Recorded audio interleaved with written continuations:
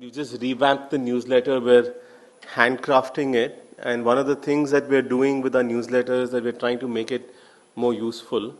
So step one that we've taken is that we're sending you an agenda for the week. So if there are tech policy events taking place that week, if there are public consultations that are happening that week, so we do that in the weekly newsletter, and in the daily we tell you what's happening today and tomorrow. We're still trying to figure out what else to make it useful. So another thing that we're planning to add is job openings in the tech policy space. So in case you're hiring or you're looking for a gig, we'll have that in the newsletter as well. We're also now adding key international and global tech policy stories to the newsletter. So again, idea is that in case you miss something on Twitter or on LinkedIn or on Facebook, you may not want to miss it. So the QR code on the left is for the daily newsletter. We have Labdi and Mimansa from our team who are sort of writing it every day. So in case you aren't subscribed to that, please do so. How many of you have read the policy, the gaming policy, or the draft policy that's come out? Okay, easier questions. Who's not read it? All of you, you've not read it, right? We both? I read it for the first time this morning. It looks very similar to other regulations in the amendments to the IT rules. Which is why you didn't read it? Yeah, but one of the flaws in that is it carries forward the same flaws to some extent. Same thing, right? Games aren't defined in the IT Act, etc. So we'll discuss all of that stuff. In the meantime, let me just go and round up everyone again who's still chit-chatting outside. But we've sort of divided this session into 4 parts. The first 2 parts, which are, I've forgotten the sequence, but Sarvesh is going to take the first 2 parts, Aarti is going to take the next 2. They're the ones who've been doing all the stories on gaming at Medianama over the last 2 years, also last year and a half or so. I have literally done none. I've been reading them. So they know more about this stuff, but I'll jump in with questions as we go along. We've got some 40, 50 questions that we've sort of put together for discussion. But the idea behind how we do our discussion is that you're not listeners in this room. We want you to participate. So if you have a question, just remember, there are no stupid questions. I'm the one who asks the stupidest questions because I'm not a lawyer. I don't know how policy works. So I tend to ask a lot of questions trying to understand how it's going to impact me, how it's going to impact me as a user. So please feel free to ask all the questions that you have. Our idea is that if you ask a question, you're contributing to everyone else's understanding because there's someone smart in the room who might have an answer. The other thing is we don't have a panel and audience approach. We have a conversational approach. So the folks who are on stage will initially set the stage for you to have a conversation. We want the room to discuss stuff. In fact, once upon a time, we didn't have anyone up here. We just had a conversation with everyone in the room. And what you realize is that that's where different perspectives come in, right? That's where someone who comes in from a different viewpoint, has a different take on something, brings in a perspective that you who might have be coming from your own perspective brings in, right? So that the diversity that we have in the room actually contributes to a deeper conversation. And we've seen this play out in like multiple ways over the last 5-6 years that we've been doing these discussions.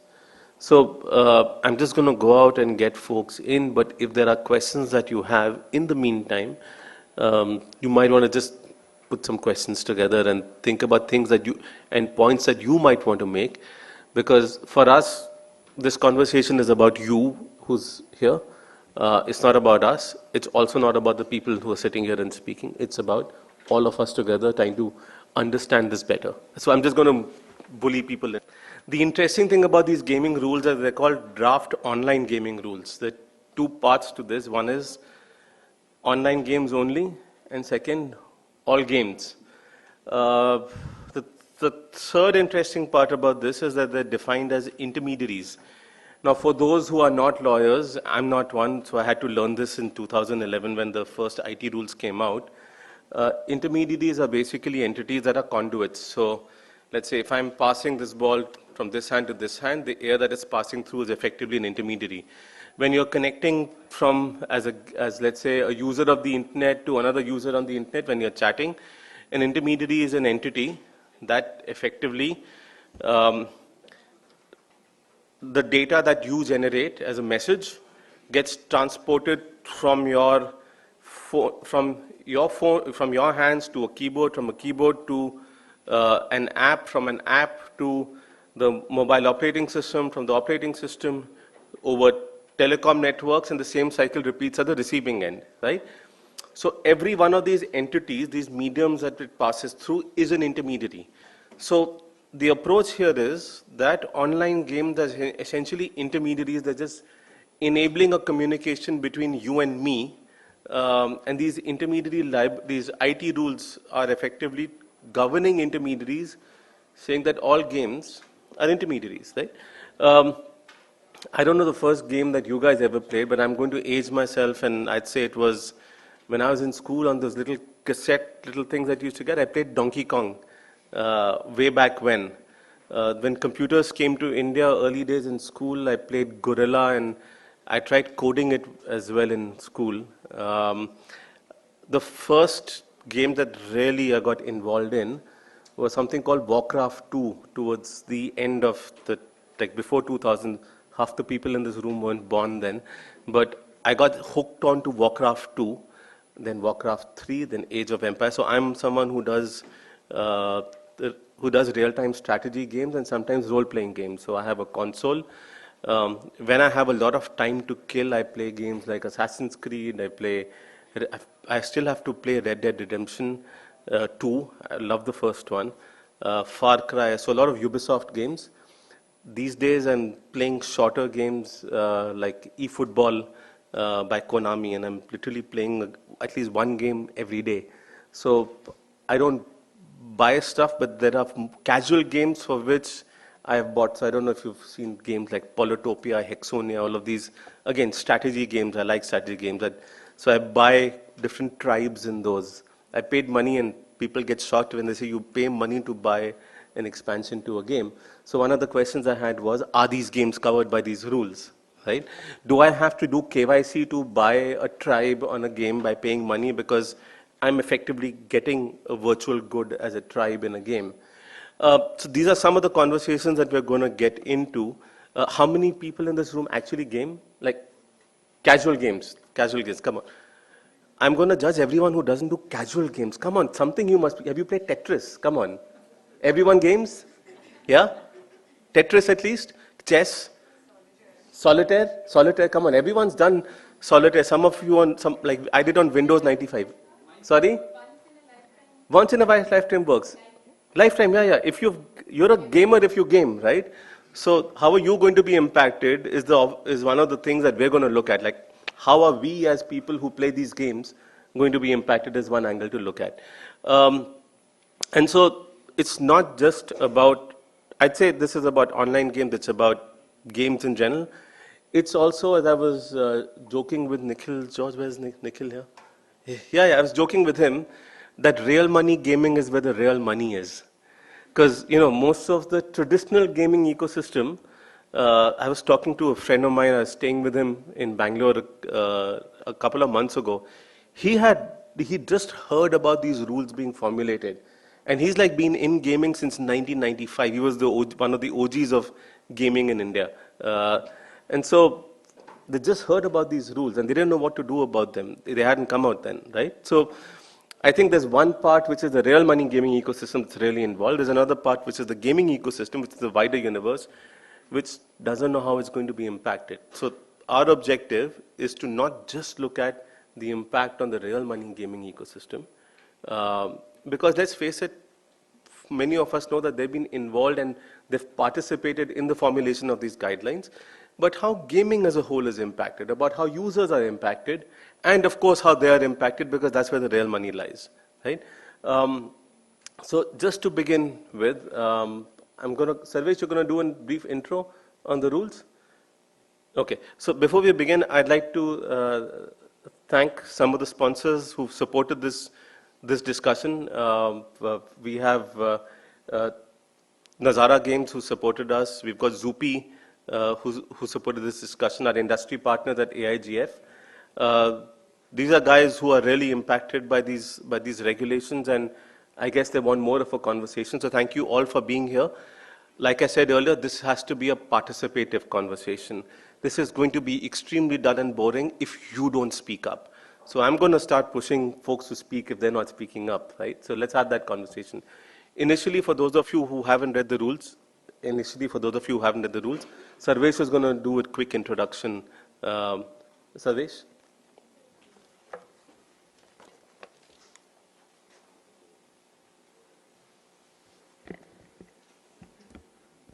Yeah, hi everyone. So the way we go about this is we have 4 panels of 4 sessions, and before each session, one of us will just go through what the rules actually say, the proposed rules, so that we can get everyone up to speed. And after I go over that, we'll have the speaker giving his or her opening remarks, and then we'll just move into Q&A.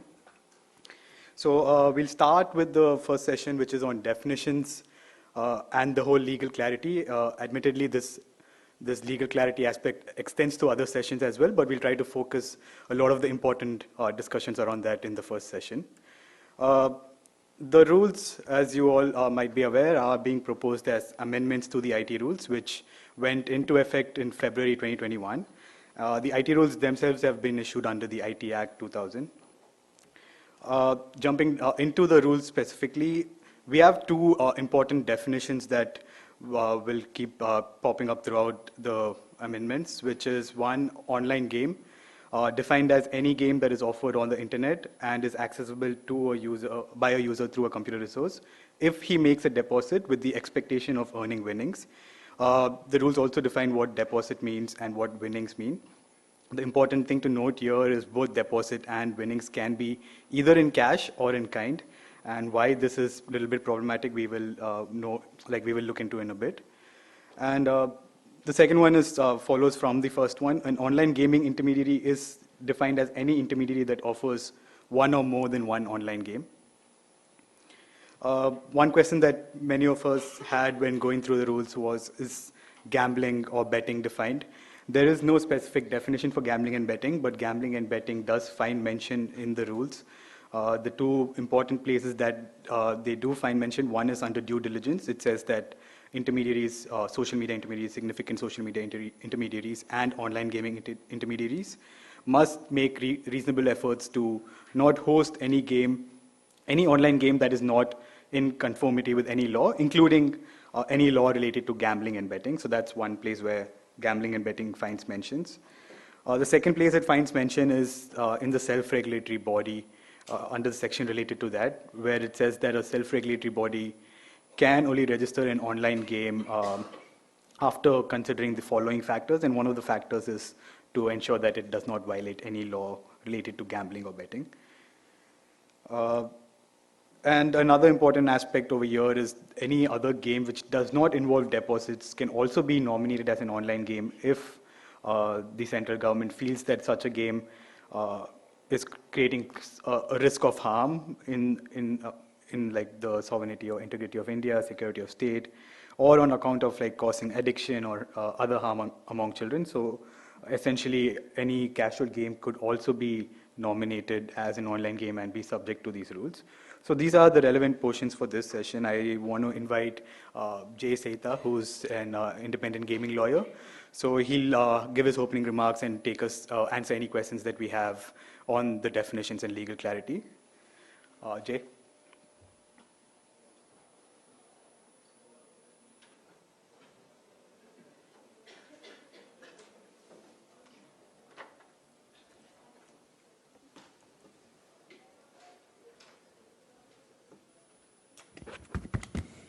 Good afternoon, everyone. Thank you, Medianama, for putting this together. Good to see quite a few familiar faces from the gaming industry over here, and a lot of new faces also. So those who are from the gaming industry, and especially RMG, This might be a bit of repetition, but since there are a lot of people who may not be familiar with what's going on in the RMG space, I'll start from the very beginning, and that will take us to the Constitution. So, as you know, there are different lists: state, union, concurrent, and when you talk about gambling and betting, this term figures in the state list at entry 34. Interestingly, and very few notice this, there is another entry just above it called entry 33, which talks about cinemas and theaters, etc., but it also talks about sports, entertainment, and amusement. So both these subjects, gambling, betting, and if something is outside gambling and betting, both are part of state list. So that is very clear, number one. And secondly, the central government till now, in sworn affidavits in high courts, in parliamentary replies, in starred and unstarred questions, etc., has always washed off its hand from the matter, saying we have nothing to do with this at all. Let the states do whatever they want. We are not at all involved in this matter. So reason I'm saying is these things will come up later, and I'll also talk about it. And coming to the union list, so where does this fit in within the central government's power? If both these, games, entertainment, amusement, gambling, betting, everything is with the states, then where does the central government fit in over here? And there is a entry in the central list which talks about communication, broadcasting, wireless communication, etc. There was no internet also back in the day in 1949 when all this was drafted. But that is the entry that broadly covers all forms of communication, which covers internet as well. Then there is another entry in the union list at entry 42, I think, which talks about interstate trade and commerce. Now, since internet is something which is accessible all over India and all over the globe, arguably, you can't demarcate it within the states. You can't have ghettos or policies for states. So interstate trade and commerce is another entry. And then in the union list, there is another entry right at the end, entry 97, which talks about any matter which is not enumerated in either the state list or concurrent list. Automatically, the center has power on any of those items which are not contemplated at all under any of the other lists. So that is about the demarcation between center and states and what is going on so far. Now on this topic about the definition of gaming and gambling per se, like I said till now, and admittedly it's a state subject, even these rules don't take away that from the states. So each state has its own gaming or gambling law to regulate gambling and betting.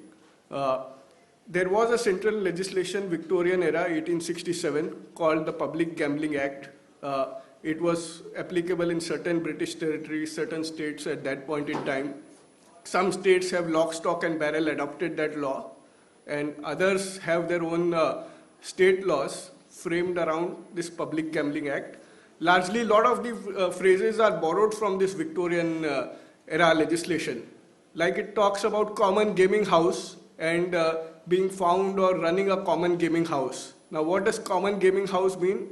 It means, where dice, cards, etc., are kept and used for profit or gain. The owner, manager, etc., who is running that kind of physical house is making a profit out of that. Then the state laws have something about betting on numbers, betting on cotton, and so on and so forth, other forms of betting and wagering. Importantly is to look at Section 12 of the Public Gambling Act, and most of the states also have the same wording in their legislations, which says nothing in this act shall apply to games of mere skill wherever played. So this is kind of the only one sentence about games of skill that is there in the statutes so far. Now, mere skill, what does mere skill mean? The laws provide no guidance at all. So when any argument comes up, in a gambling betting case where the accused take the position that no, we are outside this act because we're only playing a game of skill or running a house which was running game of skill, so that's when the issue comes up for determination before courts, and courts have to determine whether it's a game of skill or not.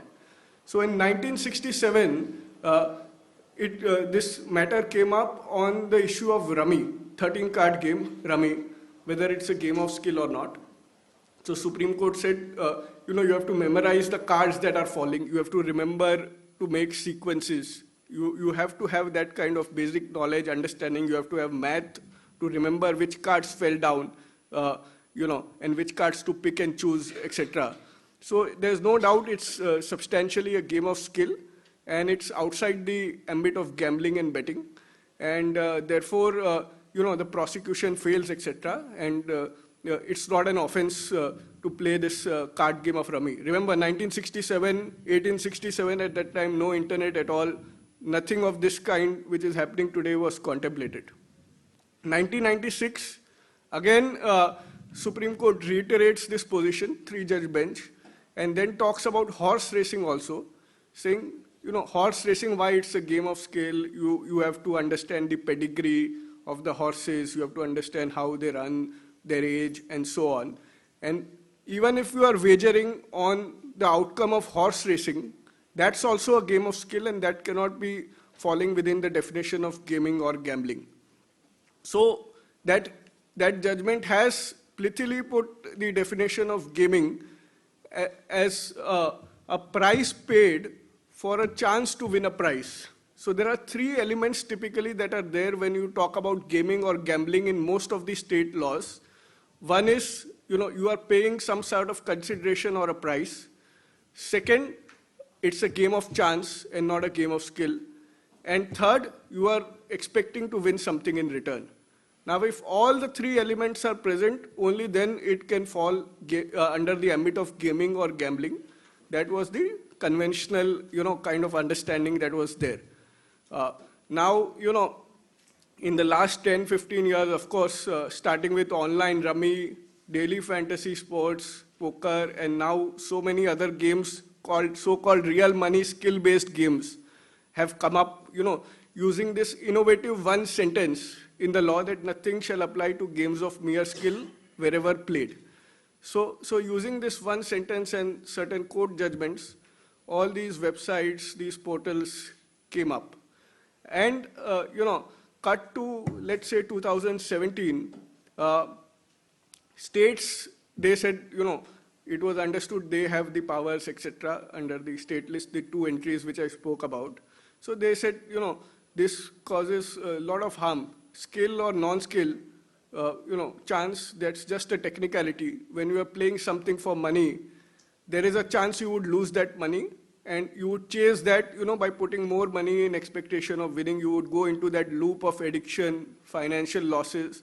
There were cases where, people stole money, people committed suicides, and so on because of this online rummy and other kinds of, real money games. Mainly online rummy, because that's the biggest kind of game that is there, especially in southern India, and these cases started arising mainly in southern India.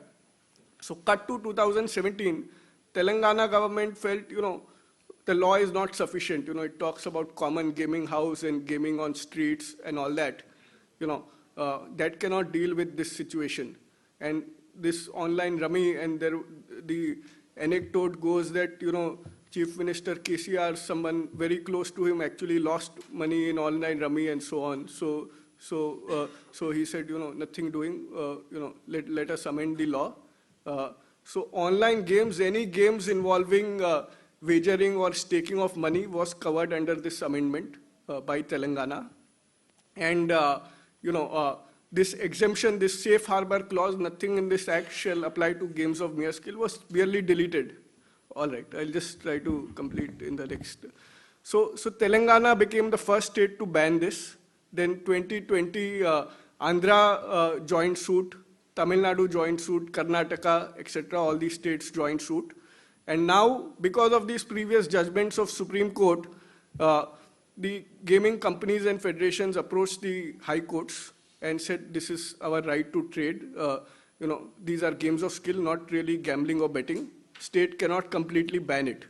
So the high courts of Karnataka and Madras accepted this proposition and struck down the provisions of the law relating to games of skill, online games of skill, whether money is involved or not involved. The High Court said you cannot ban it. It is arbitrary, disproportionate, it impinges on the right to do business, etc. So 2 High Courts have so far held this position. Of course, both Karnataka and Tamil Nadu have gone in appeal to the Supreme Court.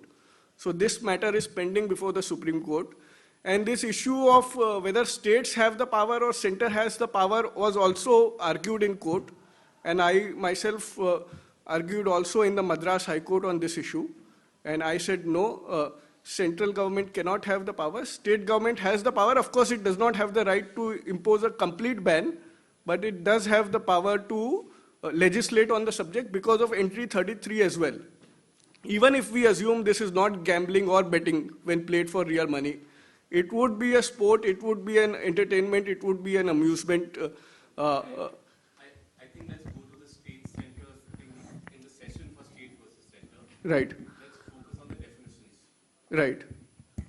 So definition-wise, this is the definition of gaming that has been accepted by the court so far. Of course, coming to the rules, this does not find mention at all. I had a question around this. Yes. Where in law are games defined? Because this looks like a recursive definition, right? An online game means a game. Yes, game is not defined under any state law per se. Gaming has been defined. State law, central law, anywhere in law. I'm not a lawyer. Yes. But my first question is, this looks like a recursive definition. Yes. Where in law are games defined? Games have not been defined under Then any who law. and how does anyone determine whether something is a game or not?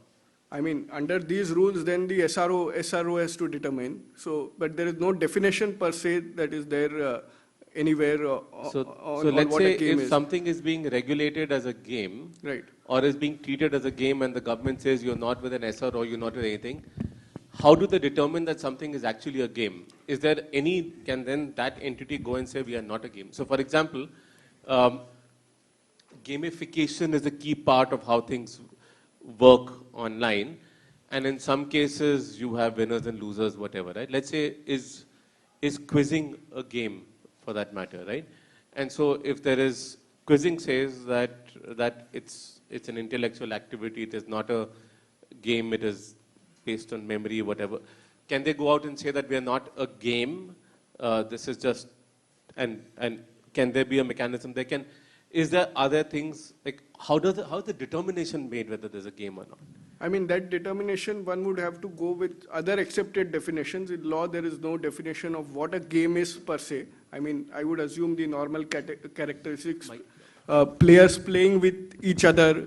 There are players who are there playing with each other for a contest to when there is a win or loss, etc. All those characteristics would have to be there, but this is not there in this definition or any other definition. This definition talks about 2 things. One is deposit and second is expectation of winning. So the deposit has to be in cash or kind, and there has to be some expectation of winning. Now, this definition does not go at all into game of skill or chance. We'll get to that.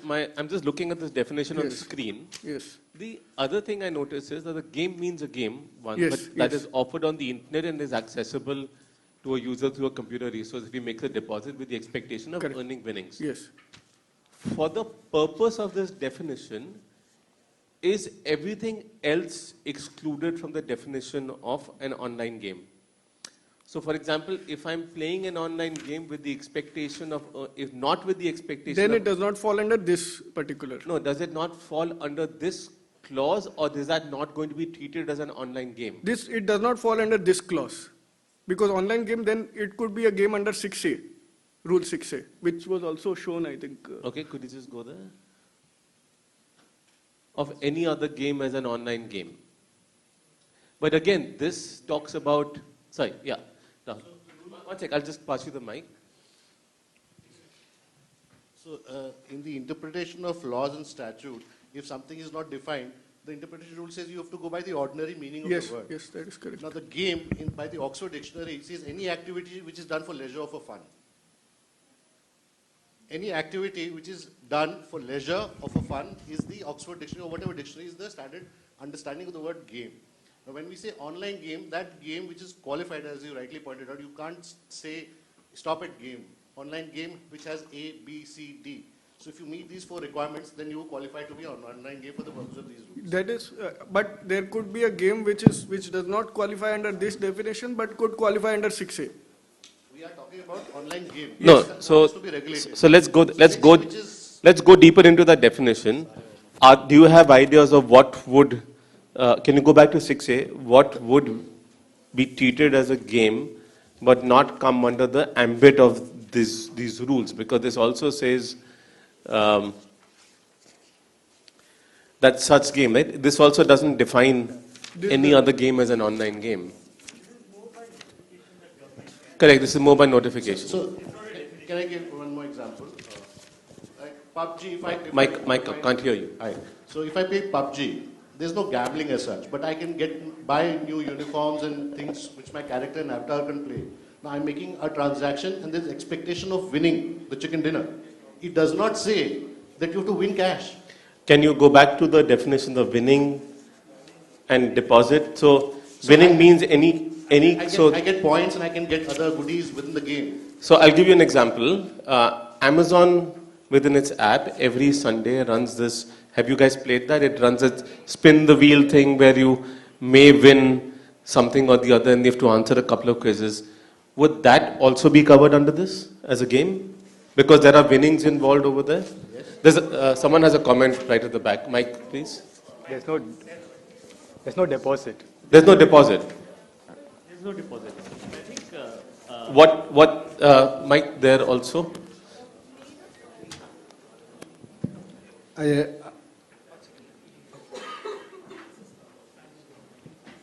So what the gentleman said about PUBG may not also qualify because buying any sort of item over there is not necessarily for participating in an online game, right? There is no deposit one makes in PUBG to participate in an online game. How do you define in kind? In kind could be. Why is that phrase in kind there in the definition? Any thought process? Dhruv? So Nikhil, I'll take there two, three questions, correct? Yeah. First, the Amazon game, correct? No deposit was made to play that game.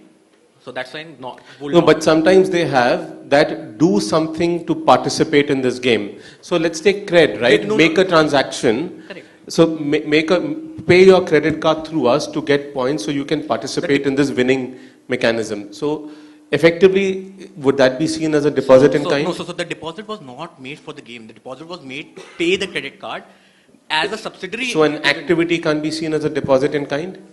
No. Okay. Because you're getting something in it. So the deposit is consideration for payment of the card, correct? Now, as a loyalty or as a reward they gave you, you can also play something, correct? So that's a very incidental activity. That's first thing. Now coming back to the original question, what is a game? And as the gentleman has said, game has to be defined, is not defined anywhere, but it's not the first time any law or rule is talking about game. Even in the Income Tax Act, game is done. There's a different charging section for game. So the ordinary definition of game, as the gentleman said, will be used. Now, in terms of why you're saying why it is kind used, correct? So right now what can happen is, let's say a Web3 game, correct, might ask you to buy an NFT to, let's say, an NFT card and participate in a game, correct? That NFT card will have a monetary value which can be straight away exchanged on a crypto exchange. Not now, maybe because the volumes have gone down, but otherwise. Fine, so then that has a kind. So kind basically we have to read in something which can sort of translate into monetary value directly. So that's how at least I read this definition. Okay, so there's a mic there, I'm going to ask one more question, and I'll come there as well. If I, let's say, buy virtual currencies, Dhruv, if I buy virtual currencies, right, and I have virtual coins, whatever, right, is that also what is contemplated under kind? Because effectively it's a hoop, right? I'm buying virtual currency, I can use that to purchase a book, but I can also purchase it to participate in a lucky draw of some sort. So would that also be treated as kind? If after you have participated, you get a winning with an expectation of winning, and you get a winning in kind or cash. So if something says that if you have virtual goods, so let's say I make a credit card payment. I'm going back to cred. I make a credit card payment. With that, I get virtual currency. That's effectively an entity that I have in kind. I use that to participate in a lucky draw. Would that then be banned? So that you have to again look at the fact that the definition of deposit is also recursive, which means that whether or not the other conditions are satisfied, deposit is still a deposit. If you are making a payment through cred, for example, that is not a deposit you are making into the game. I get that, but I'm still getting coins as a return. So therefore, let's take a game, right? Right. Any game says that you can, let's say tomorrow a game can say you can use you can buy coins from place X, and you can use those coins to participate in this. Right. And at the back end, they encash it. Right. In that case, that will bypass these rules? Is Because you're not depositing. Right. You're only purchasing coins in one place for multiple purposes, virtual Right. currency. Right. And then you can use virtual currency to play a game. I think there needs to be clarity about what is the ancillary transaction there. Right. Yeah. So as long as the intention of the deposit is to participate in the game and not some other transaction, and the deposit is the tokens that you get may be ancillary, then the intention has to be seen from that perspective. All I'm saying is But if someone wants to bypass these rules, Right, they can right. do it in this mechanism right now, correct? May or may not. So there is certainly a fringe. Now you're of- lawyering me. Right. No, we have to. So I think we May- you have to be clear about the fact there is certainly a gray area there. Huh. Having said that, for a large degree, the intention is to regulate forms of payment that may not exist today with gaming. Got it.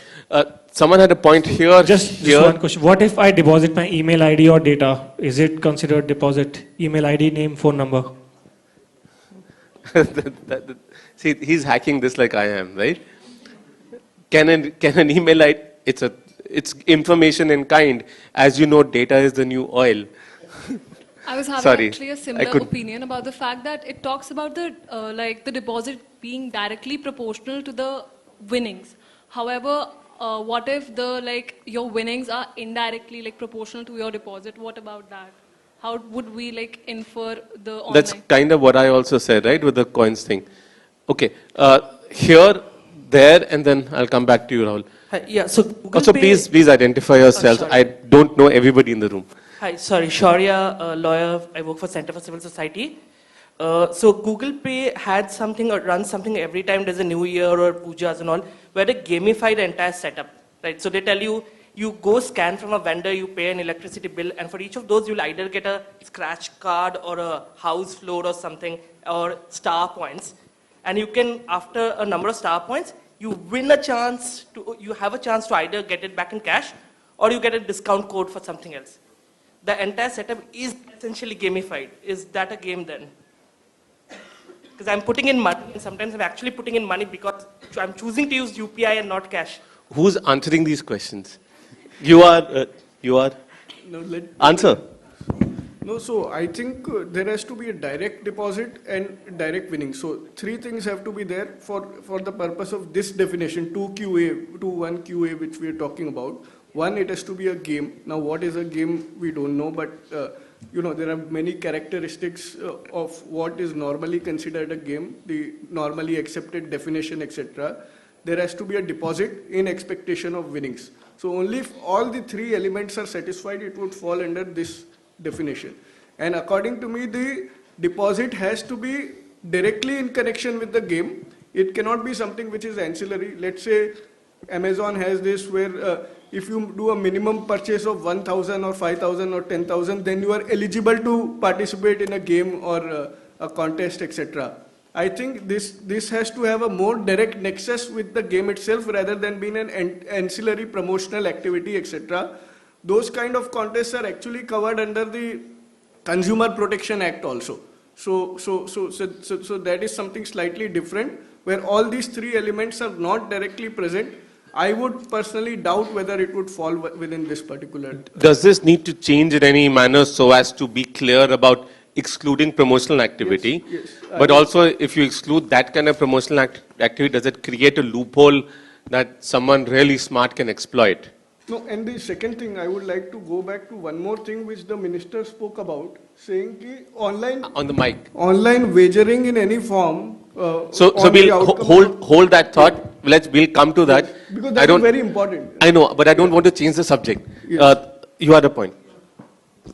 No, just adding to what Jay was just saying, this is Aman from Ikigai Law. I think the definitions have to be read like all together, right? And what really does deposit mean?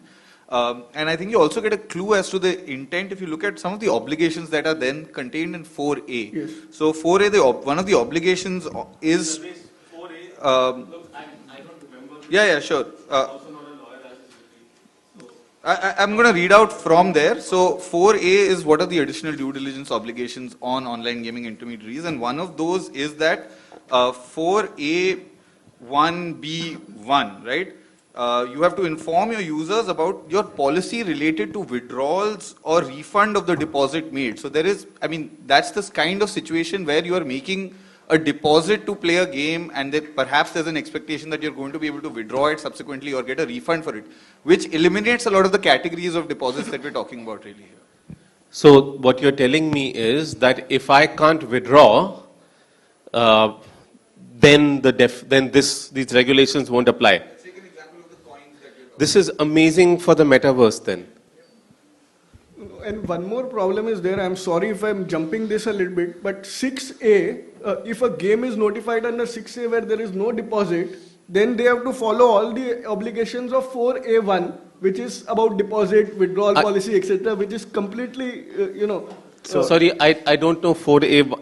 If you talk in numbers, right, I won't get it. No, 4A1 is what Aman was just pointing out, and 6A was what we just visited a while ago, where a game not involving deposit is artificially made, the rules are made applicable to a game where there is no deposit involved by a notification of the government. I didn't get it. Under 6A, under Rule 6A, a game where there is no deposit involved, so one of these three elements are not involved, is by notification the government can make 4A1 apply. Correct. That's basically a catch-all power that they've given themselves, right? I'm not talking. But these 4A1 talks about deposit and withdrawal, etc. So when a game does not involve deposit, how can they be made to comply with these obligations? Correct. But a game can involve a deposit but not involve a withdrawal, which means it's a closed wallet kind of a system. It could do. Then it's only if the government notifies that it applies, which means that I can do, for example, what Tencent did really well in China, which is people were basically trading virtual goods offline through offline channels, but they were winning more and more through their gameplay. They would win this thing, then trade offline. People would deposit, buy things, and then there is a separate market for selling those skins and all is what you are correct. There's a separate market for some of those things. Yes. I'm just saying that where the value itself is virtual and there's no withdrawal as such, none of this applies to that.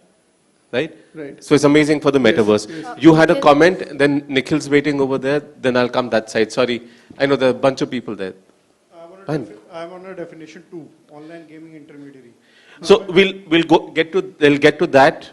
I have a big issue with that myself, but Nikhil. My comment was very similar to the definition of deposit and how it would be linked to the fact that you need to be withdrawn. So if it's not withdrawable, it doesn't apply. Yes. That's something that you want, or something that's a convenient reading, or something that is. 3 options, right? What you want, what's convenient for everyone, what is. Comments on that side, please. I just want clarity on the fact that do in-app purchases do they account for a deposit over here? Because we are in-app purchases. Then it won't so account. if I, for example, purchase on an app to play a game, now if I don't win, then it's not. If there is no possibility of winning or expectation of winning, not if you don't win. Or not. I'll give you an example. Have a possibility of. Let me explain. I play eFootball every day, yes. Right? I buy eFootball coins, yes. And then using those coins, I get what is called a chance deal. So let's say they have the top players in the Serie A in Italy, the football league that they have, and they give me a chance of winning one of 8 players if I use that deal. It's entirely chance-based. Right. It's randomized. Yes. Would that be covered under this? But I can't withdraw the player, but it remains in the game, so it's not covered. No, I don't think that is the intention to cover that kind of. Anything that is a chance deal within that, as long as you can't withdraw it, not But covered. how does this In-app actually... That is purchase. something not tangible also, so I don't think, you know. I mean, The idea that tangibility is only in offline is also mistaken, Yes. by the way. But how are they not included in the definition? I mean, simple transactions. For example, it's a car game, car racing game. I take a booster fuel to win the car race. Okay. Now I've made the transaction. The deposit is done, and I have a chance of winning. Now, for example, I win the game. Now, technically, the definition is fulfilled. The transaction is complete. Now, But you does can't that withdraw it, come under no? You can't withdraw it. Nikhil, yeah. So I think There the has to be, the deposit has to win something. Like Okay. the definition answers Rahul, you're sitting right in the middle, which is very difficult to reach to. Sorry, there were a couple of points here also. I'll come to you. I'll come to you. Have the mic here, and then I'll Hit come to you. the Dhruv. nail on the head. See, these rules does not connect money coming in with money going out. The outcome of winning is not cash. It says kind. So if I get chicken dinner on Pubg, it is winning. So the entire thing that it has to be gambling, it's got nothing to do with gambling.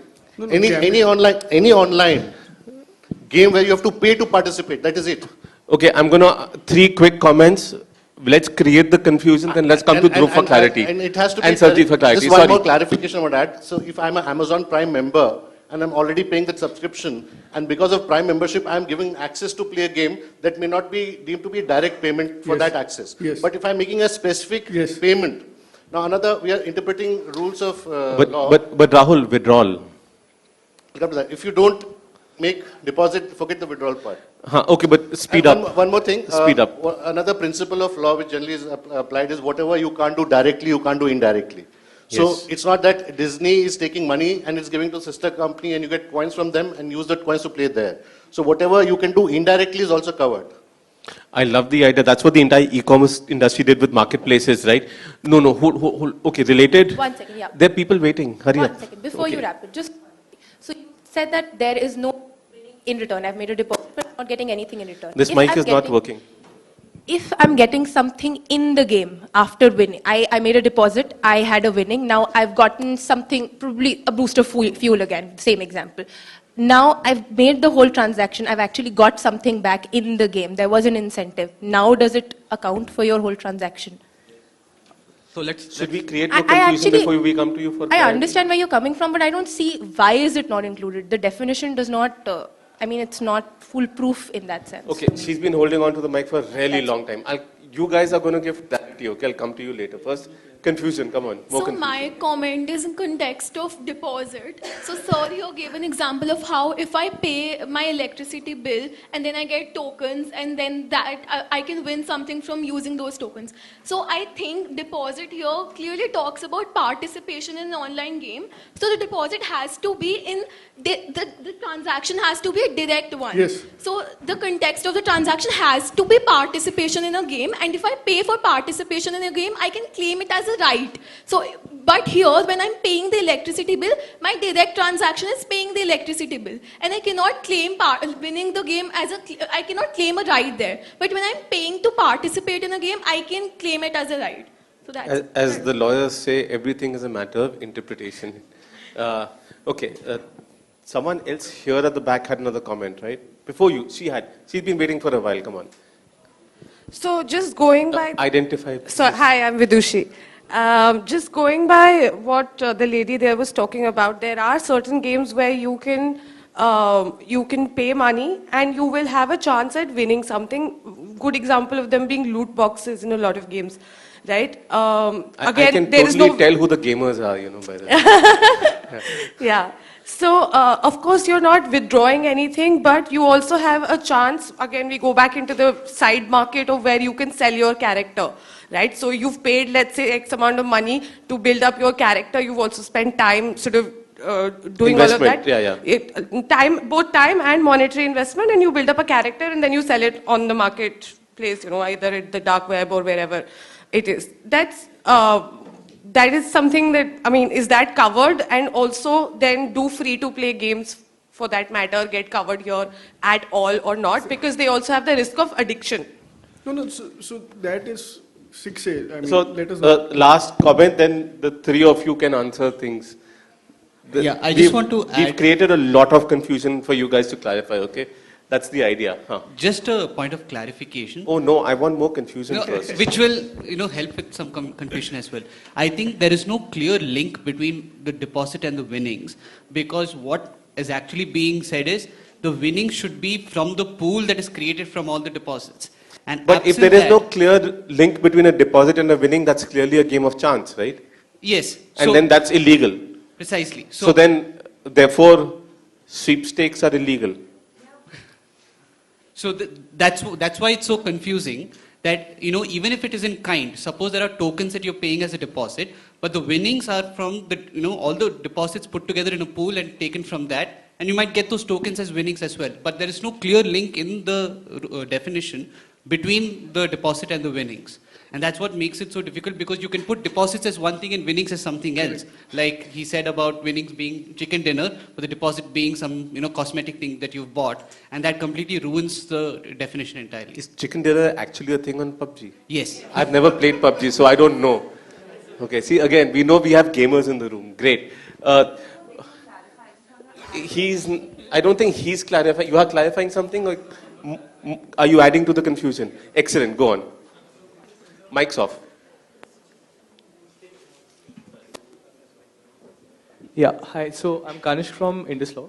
So it's a similar point, like to the discussion on in-app purchases. No similar points, new points only. Rule. All right. So Points already made? I'm linking it to the confusion with respect to 4A, the whole due diligence obligation upon intermediaries for providing clarity on withdrawal. So just a point linked to that. The point that emerged from this conversation is that, and also what you said. With respect You will to have FIFA, to speed up. I'm sorry. With respect to FIFA. You've already lost me. So. Okay. So say for instance, if I purchase a pack on FIFA where I pay a certain amount and I am supposed to get a certain level of characters, the point that you were making. So that A is covered under, to my understanding, is covered under the definition that's in front of us on online game. However, the fact remains that FIFA will still be covered even if there's a due diligence obligation upon, like EA, say for instance, to say that, okay. I'm sorry, I'll you've tell completely you- lost me. So look, my rule is if I don't understand what you're saying, then you got to go do it again. Very quickly. Now, before I hand all it the over clarification to, you drove and I'm not. NJ, So come on. Before I hand it over to Jen. You're actually adding to the confusion. I thought Not you know really, this as in stuff. kind of clarifying. Saravji, tech policy lawyer. So, couple of things, right? While there is a lot of confusion, let's be very clear. There's a note that has come out of it. Rules do not have a preamble. Let us look at what the government is looking to do. Unlike a lot of other things, here the ministry has had 3 public consultations, has specifically said what they're looking to cover before they gave the rules. These are primarily, and as different people have explained. No. Sajid, I'm not looking, I don't care about intentions. I care about what is so, in the thing. No, because Nick, on intentions that, can change. Nikhil, on that. So you'll have to look at the note that has come with it, right? This is primarily all that discussion that has come to depositing money, withdrawing money and stuff. Primarily, the idea here is to regulate pay-to-play games. Yes, there are other things that may or may not be covered. As all the lawyers in this room will say, specific game-by-game analysis will take a lot of time, and that can be done.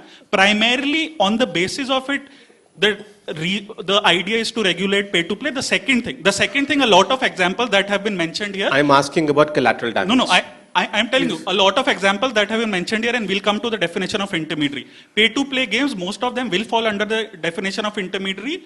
A lot of games that have been mentioned here are publishers and won't fall under the definition of intermediary, so won't be covered here. So I think while, yes, there are nuances here, broadly, I think it's not as complicated as we are. And obviously, game-by-game analysis will have to be done depending on it.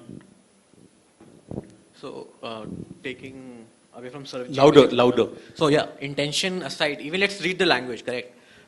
Lady has just said, she said, if I put money in to buy something, I get jet fuel or something like that.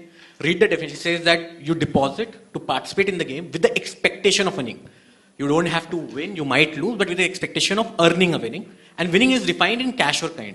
correct? So it simply means that your intention is simply that you will put deposit in kind or in cash with the expectation that if you win, you will earn cash or kind, correct? It is not that you will... So therefore I could win virtual goods. No, the word virtual goods That's should be kind. exchangeable for monetary value, correct? That's No, what not kind is. necessarily, right? The kind is Not- that. not necessarily. I think we Virtual, need, virtual goods are kind. No, virtual, if you can exchange them for money, yeah, then they're No, fine. no, not necessarily. It doesn't say anywhere. No, I'm reading in kind to mean, in cash or kind to mean that it has to have monetary value, correct? Else what? Again, monetary value can be defined for virtual goods Nikhil, separately, can right? I- No. So hold on. One on the Please, kind, word kind. no. So no, Mike, you have to give me. Don't like when we wait for it, please. I don't want to be rude, but wait. Yeah, so virtual goods, if you can't exchange them, then they don't have monetary value. Virtual goods will That have... Tencent disagrees with you. $9 billion of revenue in virtual goods and exchanges and entire offline marketplace and exchanges. NFT people, then NFT can be exchanged. Then it is the... And also there are a lot of people talking about, let's say, skin. Correct. There is a secondary market for skins also. But a lot of these games say that you should not give your accounts or sell your accounts in a secondary market. There are, if you use their end user agreements, they say don't do it. So there is a cultural Basic thing. definitional question. Should in kind be there or not? Yeah, should be. Because NFT won't be covered otherwise. Okay. I want to correct my interpretation of kind. Now, on second thoughts, I don't think chicken dinner would be in kind. Yes. Now, when you say cash or kind has to be read in the economic sense, in the barter sense. So, if you're getting some other points which can be used for trading in some other, even electronic, non-physical but tangible NFTs or some other points, then they become covered under this. So, it need not be cash, but it could be points I get which I can redeem for something else, for which you could probably pay cash also and get those points. So basically the vast gamut of games. I'll come to Jay. Then I'll come to Shivani. So thank you. Hi, this is Shivani. Let I think everyone we're reading complete all the rules in silos over here and confusing ourselves. Because, I've attended a meeting where we've gone through this one by one and directly heard it from the drafters. That even apart from this, if we go to the first part, there are a lot of things, it's not that only these rules will apply to the OGIs, it's all the existing other laws as well. So like Jess said, that sweepstakes are already covered under consumer affairs. If something is already covered under some section of some law, then doing this rule by rule, aren't we confusing ourselves? Just reading one rule and not reading all the rules. Because if we go word by word, that's not how we can read law, right? If we read one section, it has to be in compliance with the other sections also. Correct. So I was just talking about, yeah. we're talking about definitions here. But even within the definitions. And the definitions seem to have a lot of collateral impact by the looks of Exactly. it. And so far as kind is concerned, this is what their intention was, and what Saravjit also said, is that kind basically includes anything that in the economic sense could be considered. It's a very, I wouldn't say it's the most excellent form of drafting. No, so then I go back But to... someone had taken an example of a Candy Crush, that if you play $50 to No, let's level up, that will not be considered. Shivani, let's take the cred example straight away, right? You've won coins, which is a form of kind.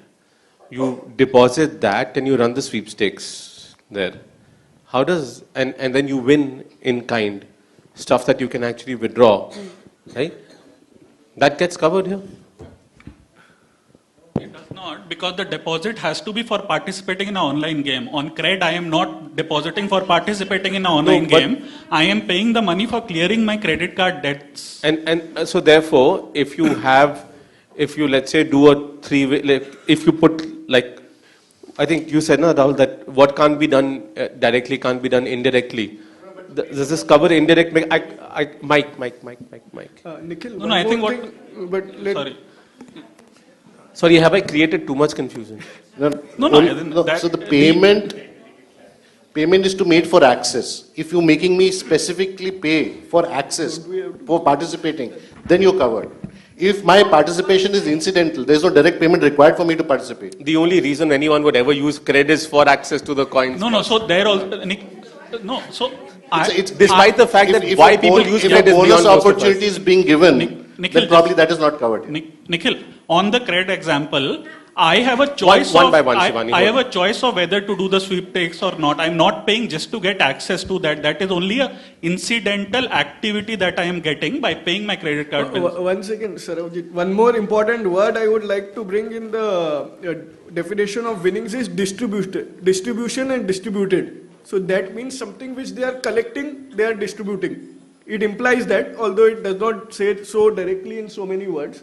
So take for example, I think this is applicable to RMG per se. There could be collateral damage, you are very right.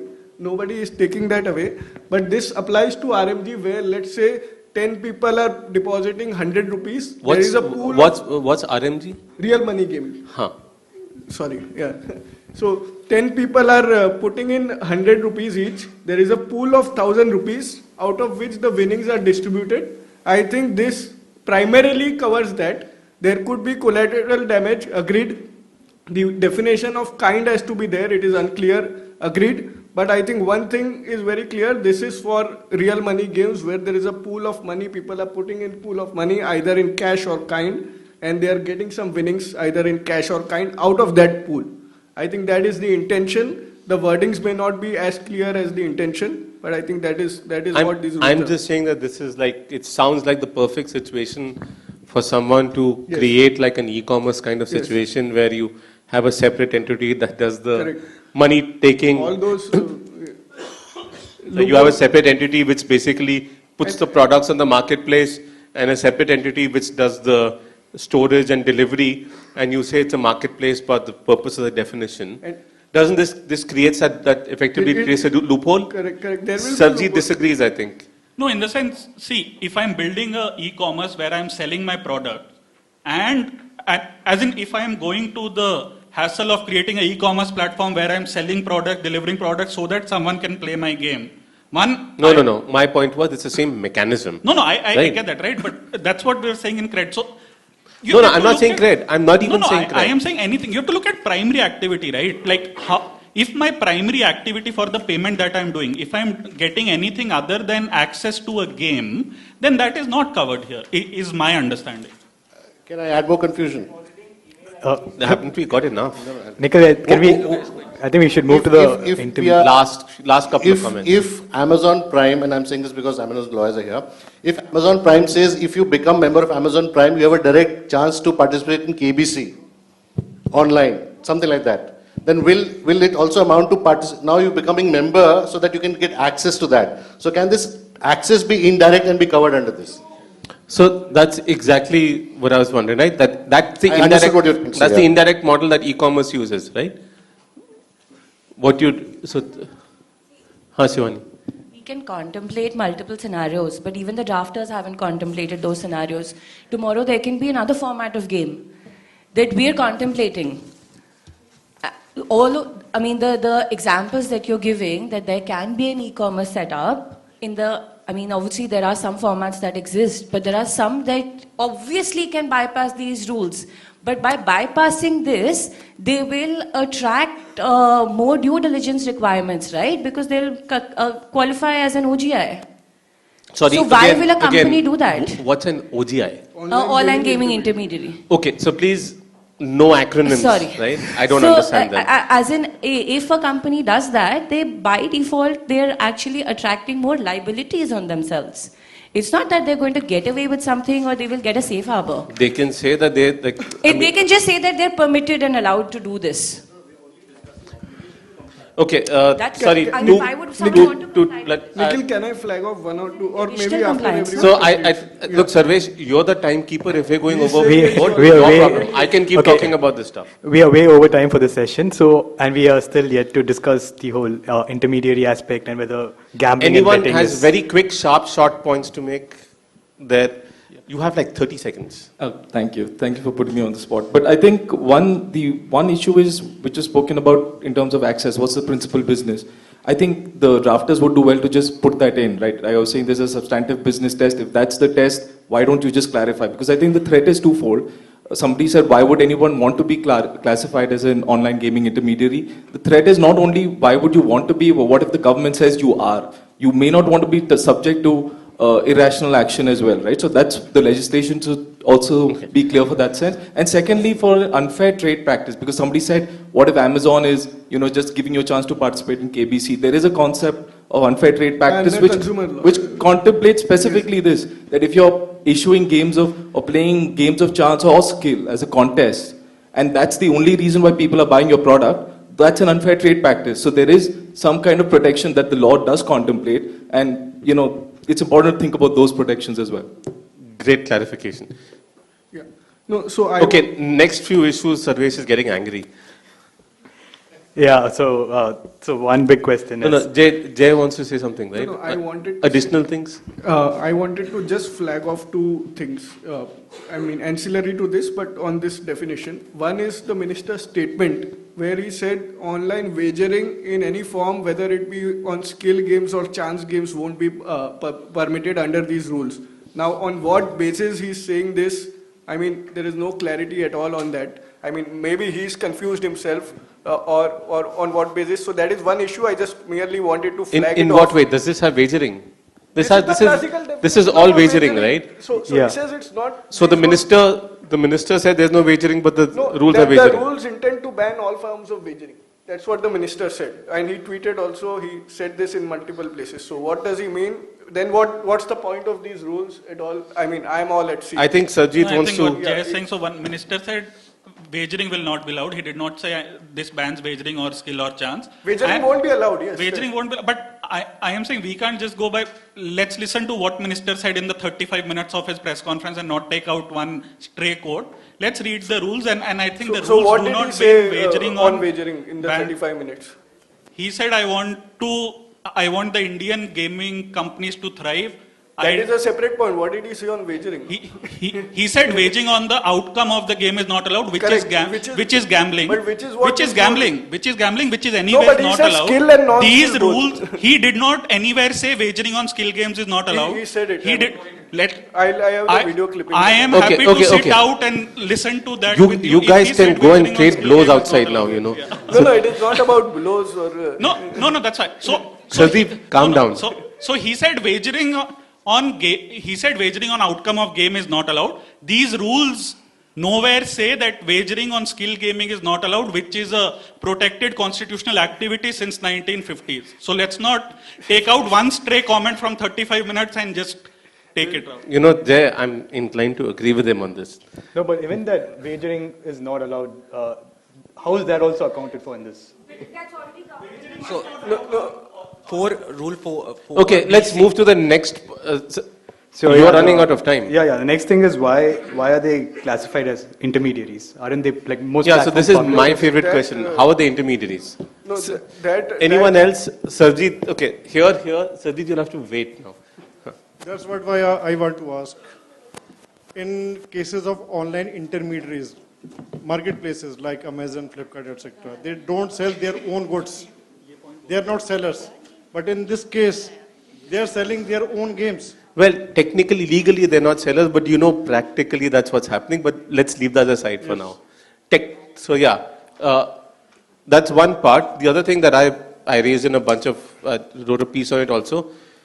Gaming companies traditionally have said that they're publishers. They've treated themselves like movie studios. There's a multi-billion-dollar budget that goes into a game and it's released as, it's interactive, but they've always treated themselves as studios. Secondly, there's a part of interaction that happens with the medium separately and a part of interaction with other players. So it's a three-way thing that happens with individuals and the medium.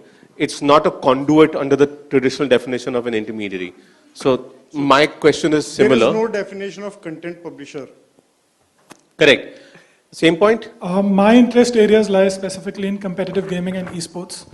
So does the definition of intermediary apply only to online intermediaries? Because there are hundreds of thousands of intermediaries that host pay-to-play tournaments every day where a game like Pubg... Pay-to-play tournaments? Just to give you a second example of what's also possible, if tomorrow, let's say the All India Football Federation says we want to do an e-FIFA tournament and you have to buy a franchise slot, you're playing an online FIFA game. I'm buying a franchise, I'm making a deposit, and I would get winnings if I win the tournament. So how does an intermediary function in those rules? You guys are noting the questions down. Akshit, back there. Rahul, I'll come to you. Hello. Do mod creators... Okay, just a operating rule, please don't switch your mics off. Keep them on. Yeah. Do mod creators, specifically in games like World of Warcraft or Age of Empires, who are essentially creating entire maps, do they end up being intermediaries now if they're selling their maps or their mods? That's a great, okay, mods. See, we are forgetting the purpose. These are online intermediary regulations. The government is trying to make people who give access to these games to comply to a certain standard of protection. So what do you mean giving access? It's like Tata Sky. Tata Sky is an independent platform. It does not control the programming of the channel it gives.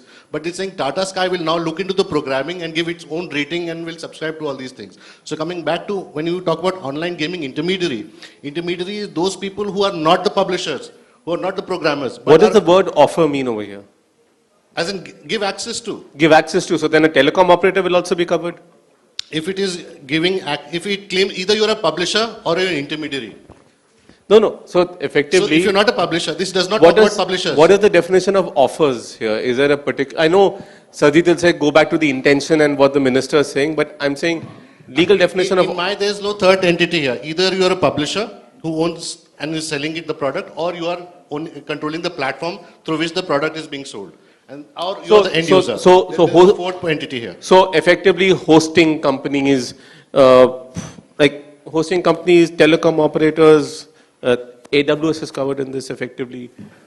But they are all intermediaries in any case under this. They're intermediaries, but they're also therefore online gaming intermediaries, You right? read this word with the exemption of liability under 79. So if you want to claim exemption of any liability under 79, in this regime, you have to conform to these regulations. So an AWS will have to do all of this. But that limitation of liability Disagrees, does okay. not, There, Mike state disagrees. law. Please understand. What I'm trying to tell, so these are I'll just preconditions being imposed on an online gaming intermediary who wants to take exemption of 79. That's Got it. Okay, two things. One, if we go by the specific definition that's in 2W79 or what section 230 says, none of the companies today are intermediaries. Even your social media use algorithms, use other stuff. So I'm saying we have moved away from that. Here, again, coming back to if we are primarily regulating pay-to-play games, there are two kind of platforms. One is pure platforms where other people are offering their games, which fall under this, which very likely can also claim the exemption under section 79.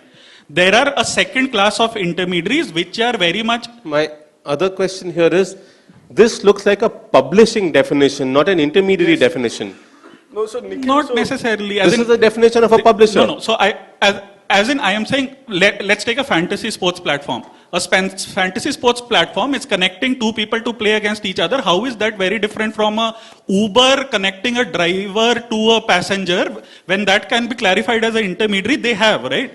Now, also two different things. There, you may be a intermediary under section 2W of the IT Act. Depending on how you actually work, you may not be able to still get the safe harbor. The way it would be defined for Uber is that it connects a driver and a passenger together. Yeah. Here it says offers one or more than one online game. I'll tell you, right? So it's not this is a publishing definition. It's not an intermediary definition. Offer can be multiple. There is a platform, right? There are multiple multi-gaming platforms. I'm saying the broad definition of the word offers is a problem here. Not necessarily. That's what I'm saying. I'm saying you'll have to look at what specifically. Like there are platforms, and I'm not going by intention. I'm going by definition. I am going by definition, right? You have platform, like very much like your social media intermediary where I can post. There are platforms where you and I can offer our games which people can come and play. So that is still offering a game. I have nothing. Google Play Store is an online gaming intermediary by this definition. Google Play Store is an online Google gaming Play Store, intermediary. Samsung Play Store, some Samsung guys were here, I think.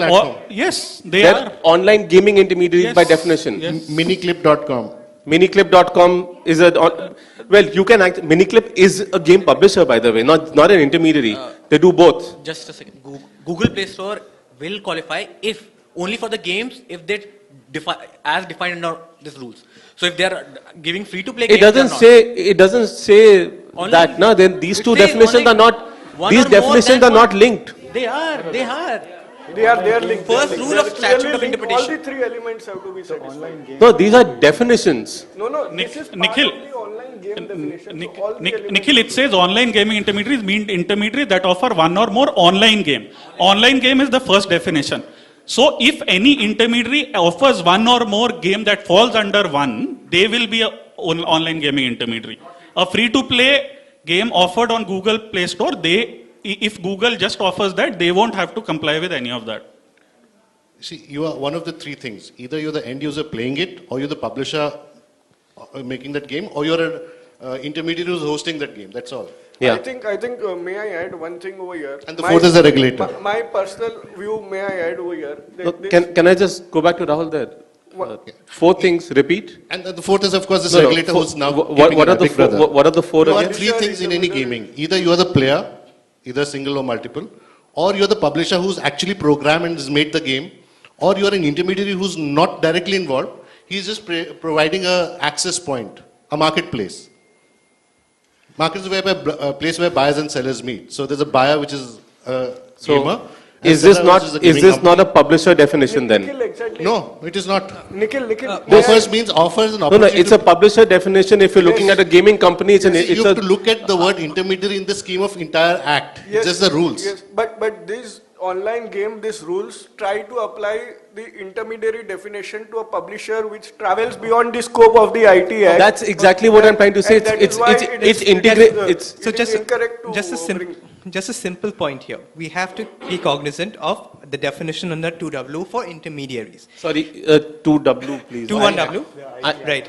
Sorry, the definition of intermediary, which is as long as you are carrying some third-party content between two users through electronic record, you are that intermediary. A lot of different types of entities fall under that definition. Now, all these rules say is that if you fall under that definition, right, and you are doing other activities, does Facebook never have published any information?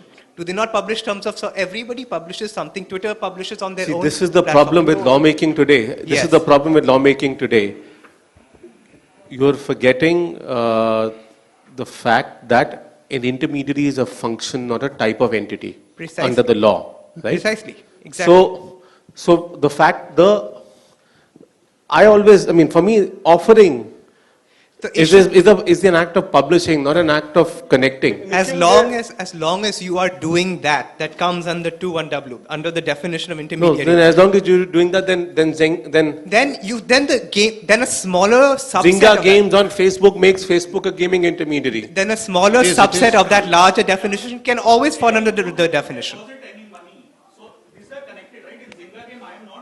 Mike. I am not paying any money on Zynga to enter, and I am, even if I am paying, let's say tomorrow Zynga says you need to pay. At least as of today. Zynga so Facebook sets up a payment gateway, its own payment gateway aggregator, which you can use to pay Zynga Games. It becomes the third-party gaming. No, I can do that. As I am still not getting any winnings. If I am paying and I am getting winnings, yes, Zynga will be here and Facebook will be an intermediary for publishing pay-to-play Zynga games. I think it is very clear they are trying to regulate publishers under the garb of intermediaries. They want to bypass the parliamentary statute and they want to fit something which is currently not fitting under the existing law, and without bypassing the requirement of having a new parliamentary statute. That's what I mean. When I looked at games, I'm like, you are right. Gaming players have always been publishers, not. Rahul, hold on. Small correction. Rahul, here, then Rahul. Go ahead. Mic's off. Okay, please don't switch your mics off. Hi. Yeah, it's on now. Yeah. Vasu from CCG. Off again. One sec. Take this. Yeah. So I think what we need to remember with the definition of 21W is it's with respect to the content in question. So I think what Nikhil is pointing out is that if I have a game and there's an individual on that game who says something, that's third-party content vis-a-vis the game. But the game itself, if I create a game that, say, promotes anti-Semitism content, that's not an intermediary anymore. That's a publisher, right? And I think we shouldn't get distracted by talking about Facebook and algorithms because that's a question of neutrality. But here we're talking about whose content is it actually. And only with respect to third-party content are you an intermediary. The last thing I would say is that the definition of intermediary in the scheme of the IT Act is only relevant for Section 79. Yes. Right? It's with respect to immunity for unlawful content. So I think when we start talking about this kind of regulatory legislation, I don't think it has any place in terms of looking at, it shouldn't be put under the preconditions for unlawful content under the IT Act. And one more thing, the Bombay High Court on the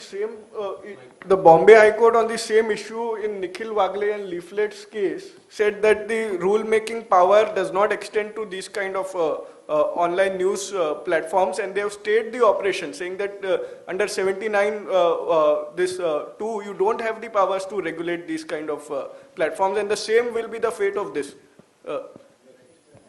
Okay. One clarification, I think I've been liability expertise. One very quick thing, and just based on what says, there have been a lot of these things, rules have been stayed and all. Rules under part 3, only one part which has a mechanism, 3-part mechanism has been stayed. Part 2 under which these rules have come, the courts haven't stayed any of it. So that's all I'm saying. The rules haven't been stayed, only in the cases of publisher. The news publishers have the rules been stayed. The rest of it, part 2 stands as it is, including with the amendments that were made, were not stayed by any of the 14 cases that are usually cited around this. Okay, there's one there, and then we'll close this portion. Okay, last 3. Yeah, a quick clarification. So there's an online marketplace / platform called Steam, which is run by this game manufacturer called Valve. So Valve also allows other gamers to sell their games there. So that being an intermediary may be understandable, but does this definition also cover Valve itself, which manufactures and publishes games? Because Steam is a different entity. If it satisfies the other two, deposit and expectation of winnings. Let's assume they do. They have some games which are play to win, maybe not pay to play, but pay to win. Right. So in that case, would it cover? I just want to add a concern here. Under Article 79 of the Act, intermediaries should they can claim exemption only if they are not controlling the content. Here, the intermediary, they would be publishing the game itself. Then how can we categorize them like intermediary? So that is my point, which I am raising. So there is no purpose of categorizing such platform as intermediary. Yeah. Ideally, the upcoming Digital India Act that should cover this and authorize the government. I have raised and this authorize the point government to come up with I have regulation. raised this point, and it is available on Medianama also. Okay, back there, right? Yeah. Hi, my comment. Am I on? Can you be a little louder? My comment is that Your mic can't hear you here. Louder. Thanks. Binay here. My comment is that this definition is not reconciling with the definition 2W1 under 79 because this pertains to proprietary content publishing and that pertains to third-party content. Yes, so there is an inherent contradiction here, which the rules are yet to clarify. The definition of intermediaries being wrangled. Saji, will come to you last. No, I have a one limited point, sorry. In this, see, what I think Yash said, what Vasu also said, there are two different things, right? And what Devdipaman said, there is a definition under 2W of what an intermediary is. Then you have to follow certain steps to get the safe harbor protection. It is very possible that you are an intermediary, but because you do not follow the 3 steps, you will not get the safe harbor. But I think we need to realize that does not mean that just because you fall under 2W, you will have safe harbor. Here in this case, while they may not be the intermediary for the purpose of publishing games. So let's take an example of Amazon Prime, right? Amazon Prime is or Prime Video is a publisher. If you and I are watching Prime Video in a sharing mode and you and I are chatting, Prime Video is an intermediary. So as you said, one particular company can have multiple functions. Here for a particular function of enabling that gameplay between two people, it is an intermediary, and it is also, as we have said, if we look at the entire rules, it is only for those functions that most of these rules have come for safeguarding those two users who the platform is matching on their app. He wants to respond to you. One sec. Just mic up, please. You're very soft spoken. Quick analogy. Yeah. I am New York Times. I have my comments page. I posted an article. One of my writers posted an article. Nikhil enters a comment. Binay enters a comment. New York Times has a comment moderation team to moderate that conversation between the two different users in reaction to that proprietary content published by New York Times. So we can't, I mean, the online gaming companies can't get away by saying that, okay, Amazon Prime, for example, under Section 79A, actual knowledge is still not there even if you have a content moderation team. It's only when there's a court order, a government order, and you're informed about it. That was Shreya's single judgment. So I guess that's where, Sarjeet, you're leaving. I'm sorry, we didn't mean to offend you, man. Don't, come back, please. This is fun. Okay. I have launched 3 games on a platform. It's my intermediary. But 2 are of different publishers. 1 is mine. Would I be regarded as publisher or intermediary? For the purpose of, there is only one platform. So the definition of intermediary is being wrangled over here, as many of us have discussed. Yes. For effectively, if you're hosting it on something, that's an intermediary. The platform that you're posting it in is an intermediary. You are an online gaming intermediary, even though you are publishing the 3. Only one game. No. If you are publishing, all other games are of different publishers. Even if you're publishing someone else's only games, one game I am publishing. You are an online gaming intermediary, even if you're publishing other people's games through your as a publisher, and you're conforming to these 2. Is that right, Dhruv? That's so I can't claim without Sarjeet. I can claim Section 79. So let me picking from what Sarjeet said in 2 your mic is actually off, Dhruv. No, it's on. Then speak up because I can't hear you. So I wanted to take the energy a little low in the room. So no, this is great. Everyone's awake. So my idea is this. Let's put it this way. I think if I'm publishing a game which has, let's say, pornographic content, correct? You can't claim safe harbor under these rules. But what I can claim safe harbor for, that if 2 players are playing and 1 player defrauds the other player or while playing the game, correct? Then this online gaming intermediary can say, I am an intermediary, I will supply you the information, I have taken these due diligence measures, for that purposes I am an intermediary. But I am not an intermediary for the content of the game, correct? For that, these rules won't apply to them, and that's my understanding. I just want to add an element. We're all looking at the definition of online gaming intermediary here. Let's look at the obligations that have been imposed on these intermediaries. One of them, for example, which has been there in 4 capital A, We're going to go to obligations. No. In the context of intermediary, now the obligation is the online gaming intermediary shall, at the time of commencement of a user account-based relationship for an online game, that only a publisher can do. An intermediary can never have a user account-based relationship for the game. Correct. So the question is then, correct, is this covering both or only publisher or only intermediary? This definition, I agree with you, to my mind is for a publisher, but seems that there are also obligations which have been imposed which are purely intermediary obligations. So it's a mix of both. And there's no clear demarcation in these rules. I wrote an editorial earlier in the week saying, is it a bird, is it a plane, is it a game? And that was exactly it, because what struck me was how are games intermediaries? Yes. Just 2 points, Nikhil. Louder, mic up, and I think Sarvesh is getting really angry now. 2 points. See, we are all talking about intermediary. What does intermediary get? Is a safe harbor protection. What the government is trying to do, that if you are an online gaming where people are paying to play, the threshold of your obligations to claim to be an intermediary and have consequential benefit of exemption from liability, you have to comply with these rules. This is the purpose. Now, let's not mix things up and read out of context. Ultimately, why do you want to be an intermediary? Okay, because you get exemption of 79. Rahul, if let's say, so if you are offering a game on the internet which is accessible by a user through a computer resource, if he makes a deposit with the expectation of earning winnings, and here's the definition of deposits and winnings. Yes. Now, if I am the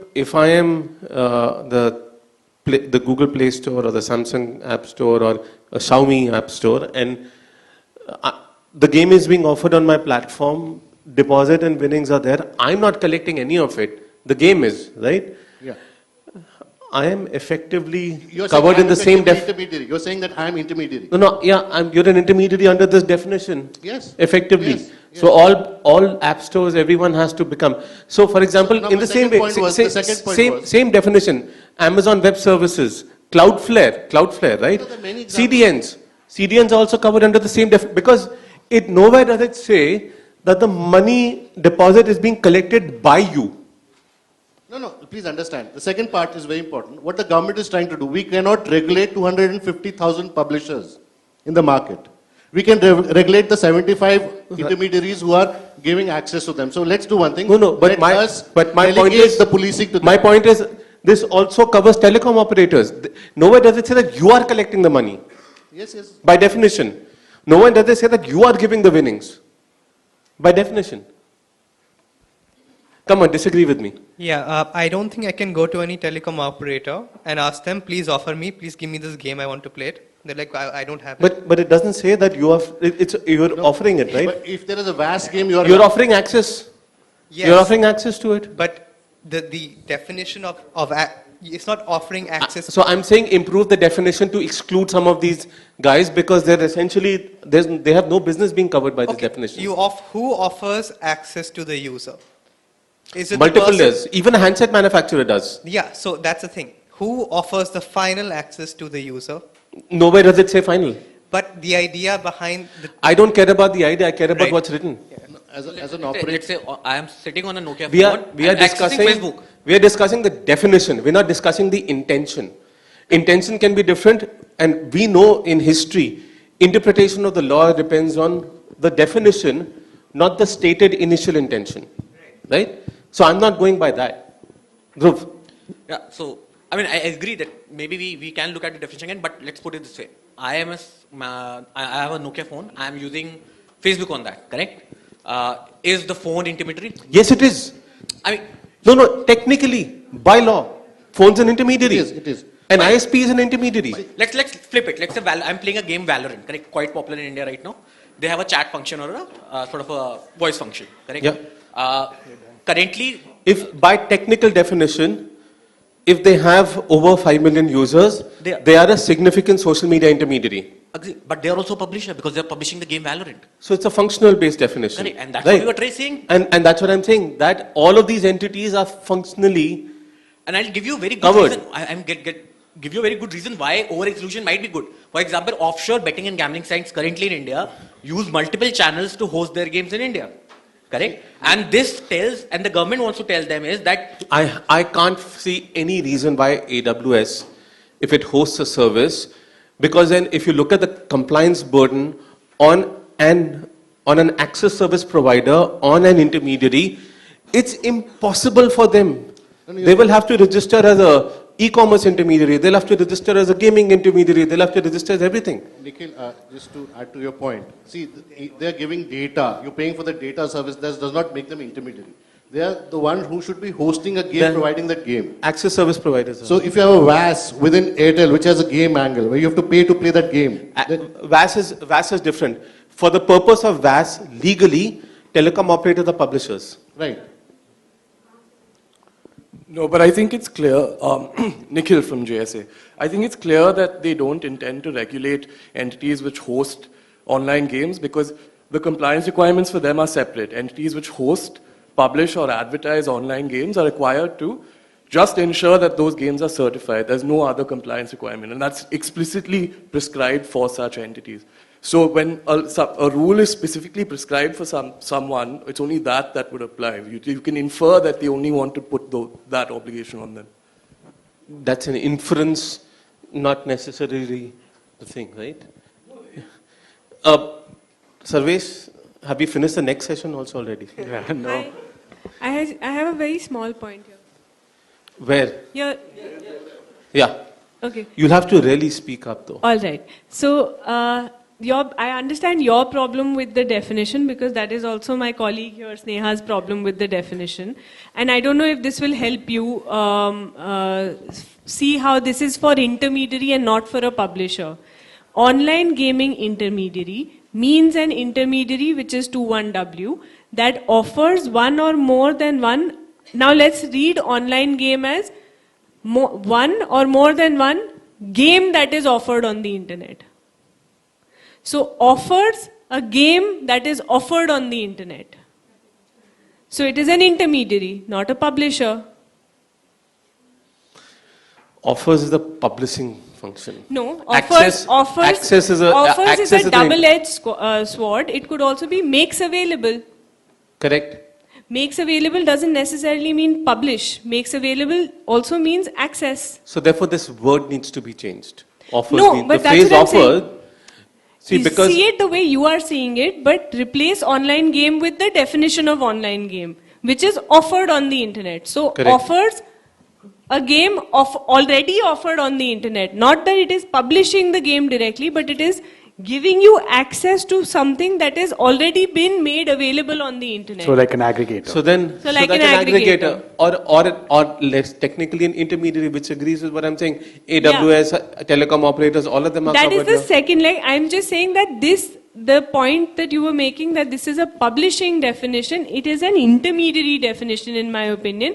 Now whether or not it will cover all intermediaries which the will problem include is- your telecom service operators, that is the second leg which gets circumscribed by the online game definition. Okay, we should move on. Yeah. Sorry, Deepak, we're bang out of time on this one and the next session. Guys, we started a little late and we've gone a little over time. Could we extend by about half an hour more overall? Okay. Sarvesh. Yeah. Okay. Are we done with this session or not even started? We can go on Okay, for the super entire fast. evening. Next, but- what's we're the- done. No, we're done. We'll move on Okay. to the next session. On just 2 points. Are there only two No, definitions to look at? Nothing. No, we covered the important ones.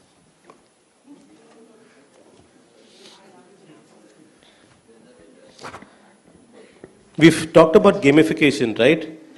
Also console game publishers as well, all covered under this. Okay. Yeah, Sarvesh, carry on. I guess all of my main points are done. Can we do MA? That MA is which one? Under definitions, MA. I don't think I have it here. Oh, That's a it comes critical in the one. next one. Okay, good. Yeah, next section. Yeah, so I think we'll just move on to the next session, and this will be on the impact of the rules on the online gaming industry. We'll have Dhruv here for over here for this session. He's here on behalf of AIGF. So I'll if you just didn't quickly- have enough questions coming at you earlier, now you'll have even more. Yeah. Jay, thank you so much. Where's Jay's- Jay gone? yeah. You were listening quite patiently throughout this instead of speaking up as much as you could have. I'll quickly go through some of the super requirements. fast. Yeah, I'll be quick with this so that we can spend more time on the questions. So the MA is over here, Nikhil. So platforms are only, so online gaming intermediaries are required to host only registered games, and they have to display verification marks, which will be given by the self-regulatory body. That we'll get into in the next session. They have to set up a grievance redressal system, which means appointing a grievance officer, having their contact details published, having a mechanism where you can file and track complaints, acknowledging the complaints within a specified timeline. And once the complaint, if the complaint is not resolved, it should be, you should be able to escalate it to the self-regulatory body and then the GAC.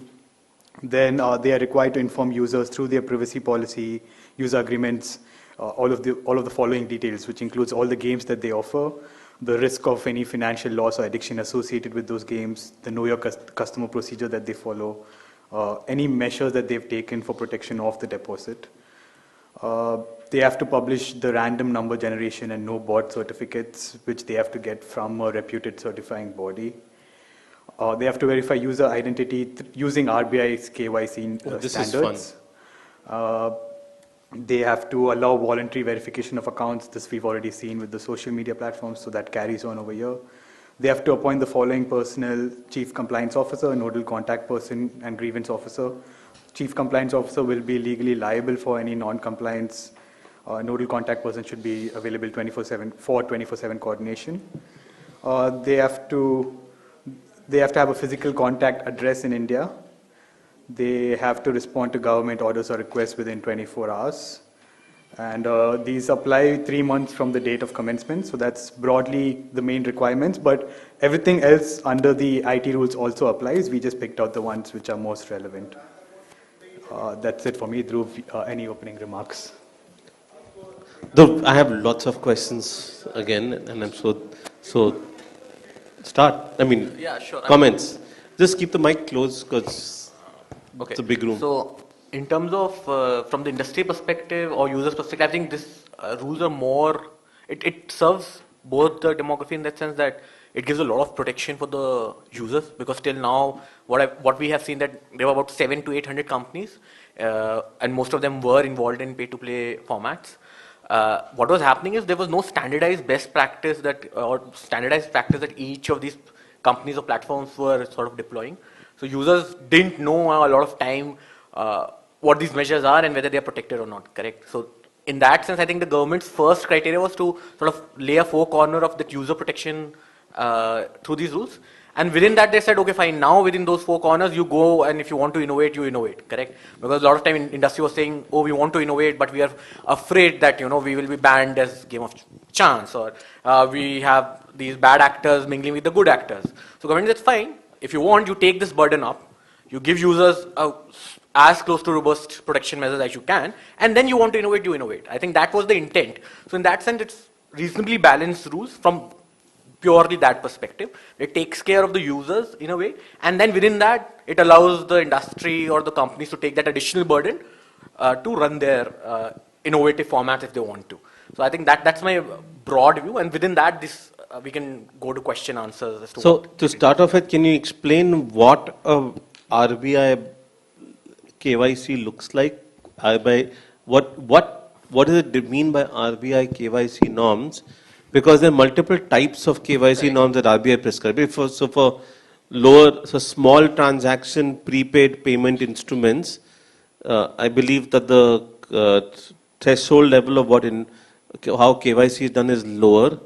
And then if you are doing loans and if you're doing higher level of PPI prepaid payment instrument transactions, then the KYC norms are higher. So Paytm, for example, when you're first opening an account, it limits you to saying, I think, 2,000 rupees or 5,000 rupees are transactions, and then say you want to go above that, you have to do a full KYC.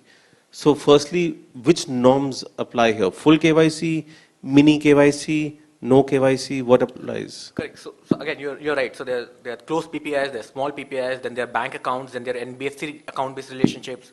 So the full KYC, I mean, the one we do for, let's say, banks, correct? Or one we do when we register to Zerodha. That's a full-fledged KYC. Physically, or now they have eKYC also, but that's a very, very high threshold. They're not yet taking DNA. Yeah, short of taking DNA. Short of taking DNA. So that's the full KYC that I understand, correct? And so to be fair, I'm not very sure. We will be asking the government as to please clarify what kind of threshold you want in the KYC. What kind of threshold does you represent the gaming industry? Yeah. What kind of threshold does do the people that you represent want? So right now, what they do, a lot of the best, I'll talk about the best practice they already follow, correct? So what they do is they are asking for KYC at the time of registration, not at the time of deposit or withdrawal, correct? That's the first point that we have to focus on. So there are two things. Yeah. So first, my first question is, what kind of KYC are you guys comfortable with?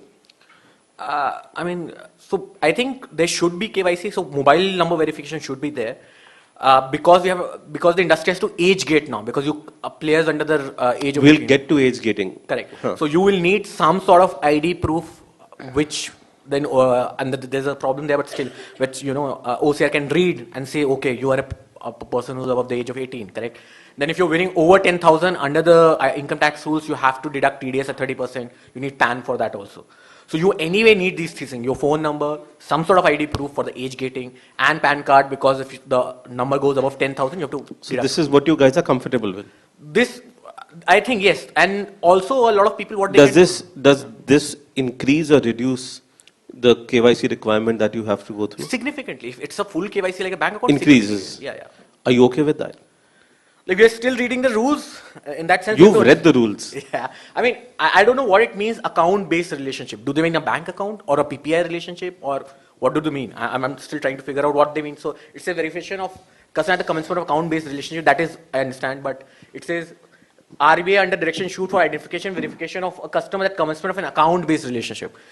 You can have an account with an NBFC or a Zerodha or a. So you want clarification of what they mean by account? Yeah. So And you don't want to do DNA verification, right? Yeah, I mean, we can do with the blood test, but okay, fine. DNA might be too. So you want that threshold or lower threshold or the current threshold? I think the best practice the industry is doing, I think that's quite safe, because how we have to understand how the money flows. The biggest concern is, let's say, money laundering, or like spurious cash should not flow through this network. So not your members, Yeah. but can you explain how money laundering is happening in the domain Uh, that you've heard of, you have no actual knowledge of? So, I mean, there was news article a few days back that in a Kolkata-based some platform, they took money, correct, and ran away. That's theft. I'm talking about money laundering. Money laundering also, I mean... How does it work? I think Is there a money Shruti launderer in the wanted to- room? yeah, Shruti wanted Sorry. to- yeah. Okay. Yeah, so there are two. I'm Shruti, I'm from Games 24/7. So there are two. You don't need to name anyone. That might be legally problematic for us. Just No, saying. no, I'm not naming anyone Cool. from Just our letting you platform. know. I'm just telling you what kind of money laundering typically is seen. Yeah. You either have extremely large deposits of money that come in from one individual consecutively for different games, or you have extremely low amounts that come in for a significant period of time. So, like for example, I could be playing you. I want to launder my money in some way. I would lose to you. The money would go to It's not you. about whether you're playing against someone or not. Huh. Every day you would go into your account. One type of person might put in an extremely high amount of money into their gaming account and then play it over a period of days. Every day you'll see an extremely high amount of money being put in. How is it laundering? It could be from a spurious resource. You don't know where the money is coming in from. Another way could be a very small deposit of money coming in for an extended period of time. Okay. So these are patterns people have noticed when. But how is it money laundering? It's playing. It is playing. I'm not saying it's not. So how is laundering happening? Source of the funding. Okay. So you. Sorry. Anyone else knows how money is being laundered using games? Go ahead. So typically what happens is in a lot of the offshore gambling and betting platforms, let's say you're making a payment through UPI, right? The UPI addresses change very frequently to the address that you can make a payment. So UPI address would change every 30 minutes. And once that's changed, and let's say you've made a deposit and you have the money in your account, obviously you can match against somebody that you need the money to go to. So let's say I want to play you only because you should be getting the money. So then you consecutively start losing games and Nikhil starts winning those games. And then when you withdraw the money also, the UPI address that you withdraw it through keeps changing every 30, 45 minutes. Isn't it much easier to go to an e-commerce marketplace and buy a What product, no happens product is gets shipped and money gets transferred from one to the Here other? actually there's no limit, right? Because you can put in like, let's say, lakhs of rupees. The other way that this also works is through offline cash collections. We are seeing in a lot of state governments, and that's one of the issues actually, that cash is actually collected and then somebody else deposits the money into your game account. And then you play the game against somebody you want to play and make sure that you lose. So that's another way that this Okay. works. Vivan, we're discussing how money laundering happens in online games. You know? Can you explain how this works? Mike. Like the early days of crypto when Prince Pan was a conduit for... Don't take names. We could be legally problematic. On Prince Pan has nothing to do with money laundering as far as we are concerned, right? So let's not talk about it. Okay. Well, on-ramps are provided by a lot of small shopkeepers oftentimes. So there is a component... How is it laundered? Hawala networks. I don't know how those work. I don't either. Okay. Anyone else? So Nikhil, there are two ways. One is offshore gaming accounts. You're not talking from experience, right? No. Okay. So one is what offshore gaming accounts do. So they usually do not do the mandated KYCs because obviously they're illegal. They don't need to comply with any of these laws. So the source of funds from where it is coming and where it is going, that is unknown. That's number one. The second one is when people are making cash transactions. So what happens is the source of income cannot be tracked. That's number one. So in those scenarios, when a person is registering an account or making a deposit, there might be a chance where the government wants to basically regulate that and put the PAN card or KYC mandates over there. But if you look at this industry, apart from I would say some bad apples which would be there, which any which ways won't follow this entire scheme of things, the law that we are trying to create in the country. They take funds from illegal sources, so-called black money, and that is being washed to other accounts which they have. So a single payment of, let's say, or 10 payments of 1 lakh might be sourced into 100 accounts. So that's basically money laundering, and that's how it happens. And because in gaming it's faster to do it, you can just play a game, lose it to someone else. Obviously you pay a certain rake over there, but then it's like really fast. If you order something from an e-commerce firm, it would take time to deliver to you. The products would be there. There has to be a physical presence of somebody receiving the good or doing something else. So how is this mechanism going to stop money laundering? Full RBI KYC, in reality, that's one of the reasons why as industry... Which allows you to create a trail, right, for each account then. So there needs to be a digital trail to capture money laundering at any stage. So that's the reason why KYC is something which is super important. And RBI KYC, obviously, if you talk about the full KYC, what Zero Dhat does or what a lot of crypto players would be doing, that is not required because most of us, I would say, almost sorry, I didn't get your name. Abhishek from Paytm First Games. Okay.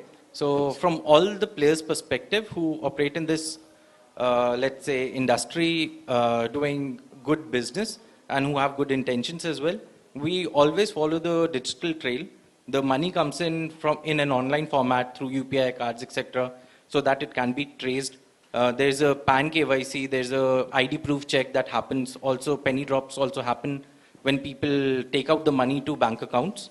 So from that perspective, things can be managed without having a full-fledged, full-blown KYC wherein somebody needs to go to a center and maybe give his biometrics or, like Dhruv said, maybe a blood test in the future. We can avoid all that. I said blood test, Dhruv was just joking. Anyway, any other thoughts on KYC? Everyone is okay with KYC? What if it's a child? The user is a child.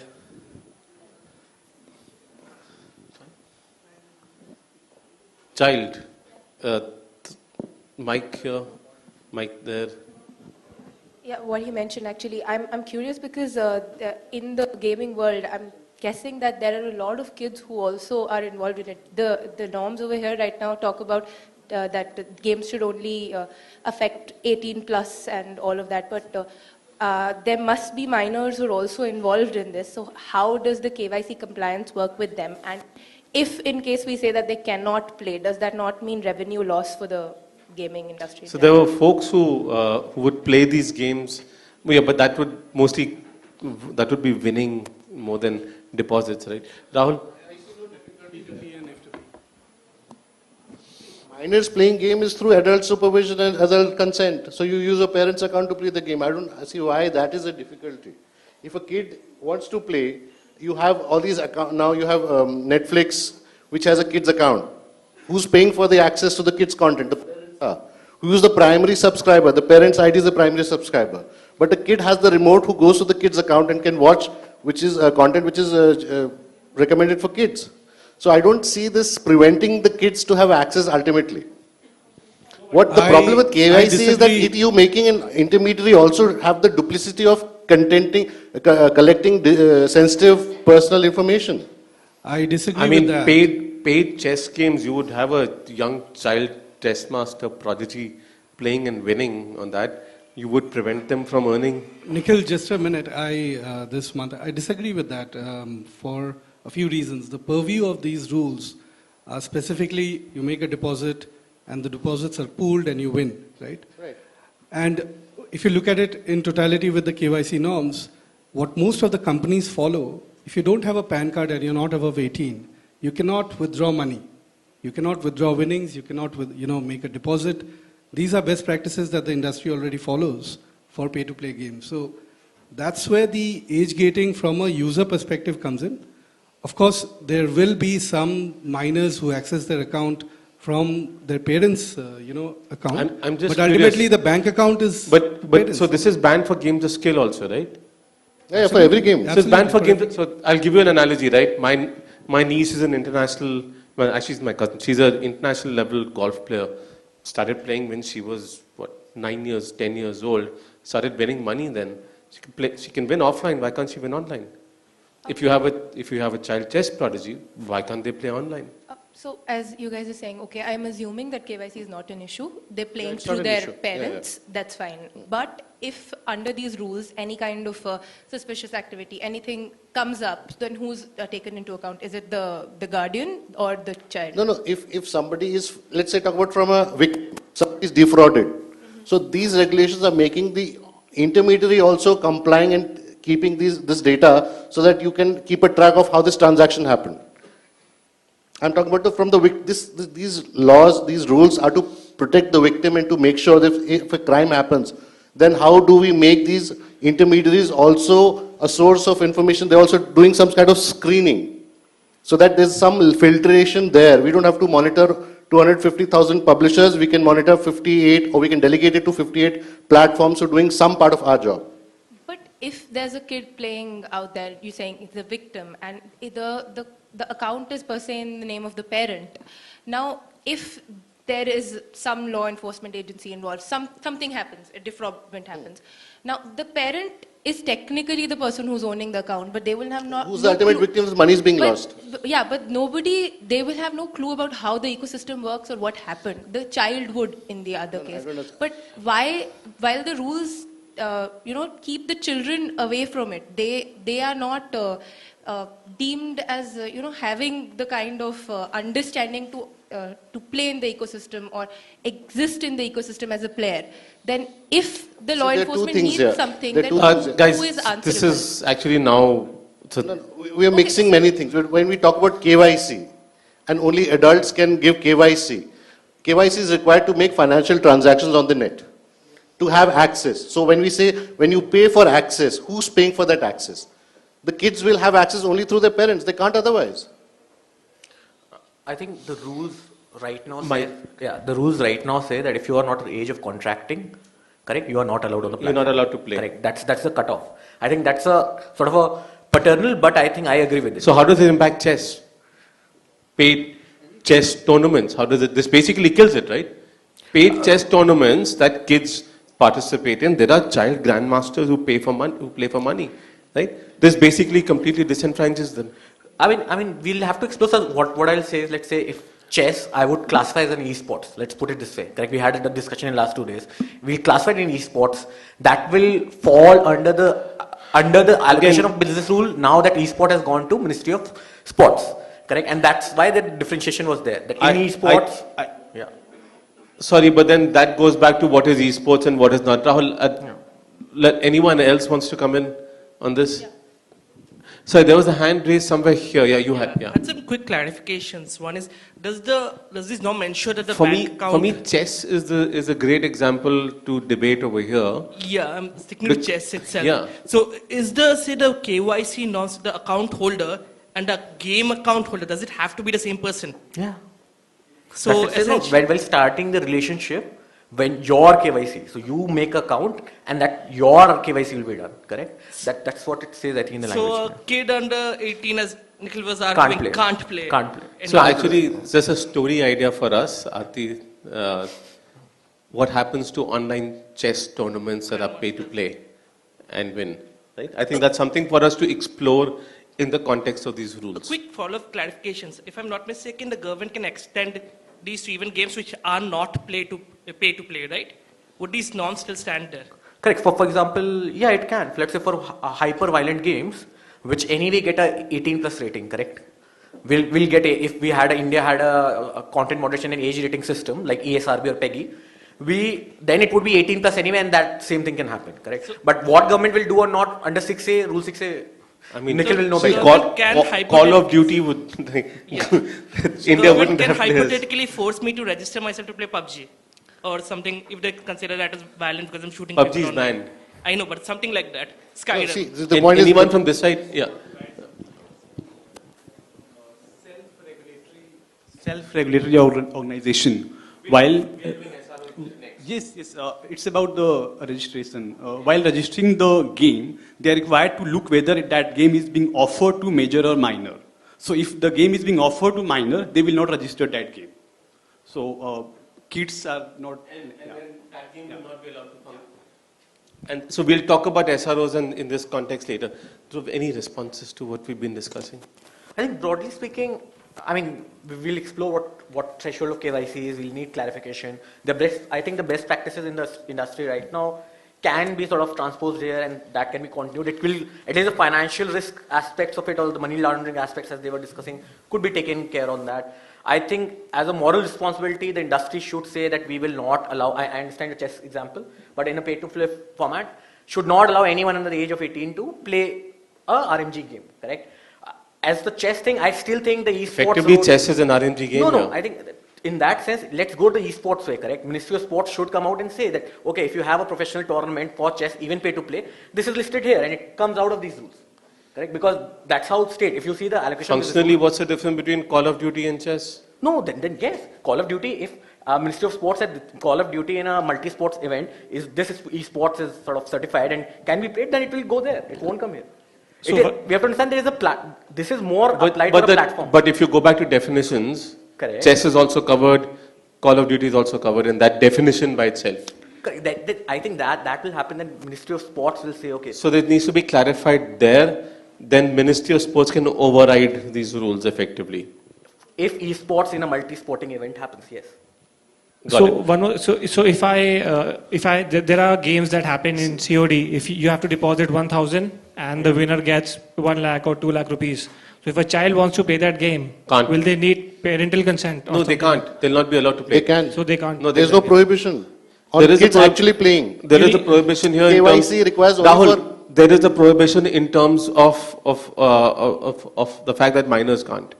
There is a prohibition here. Call of Duty, you have to be age of contract. You're giving money, so you that are prohibition exists. depositing money. Sorry, let's understand. Call of Duty is a free-to-play game, or if you play subscription-based, let's say if you play do offline event, is what you're talking about. If you go for a tournament, correct? Call of Duty happen. There are streaming tournaments that happen, correct?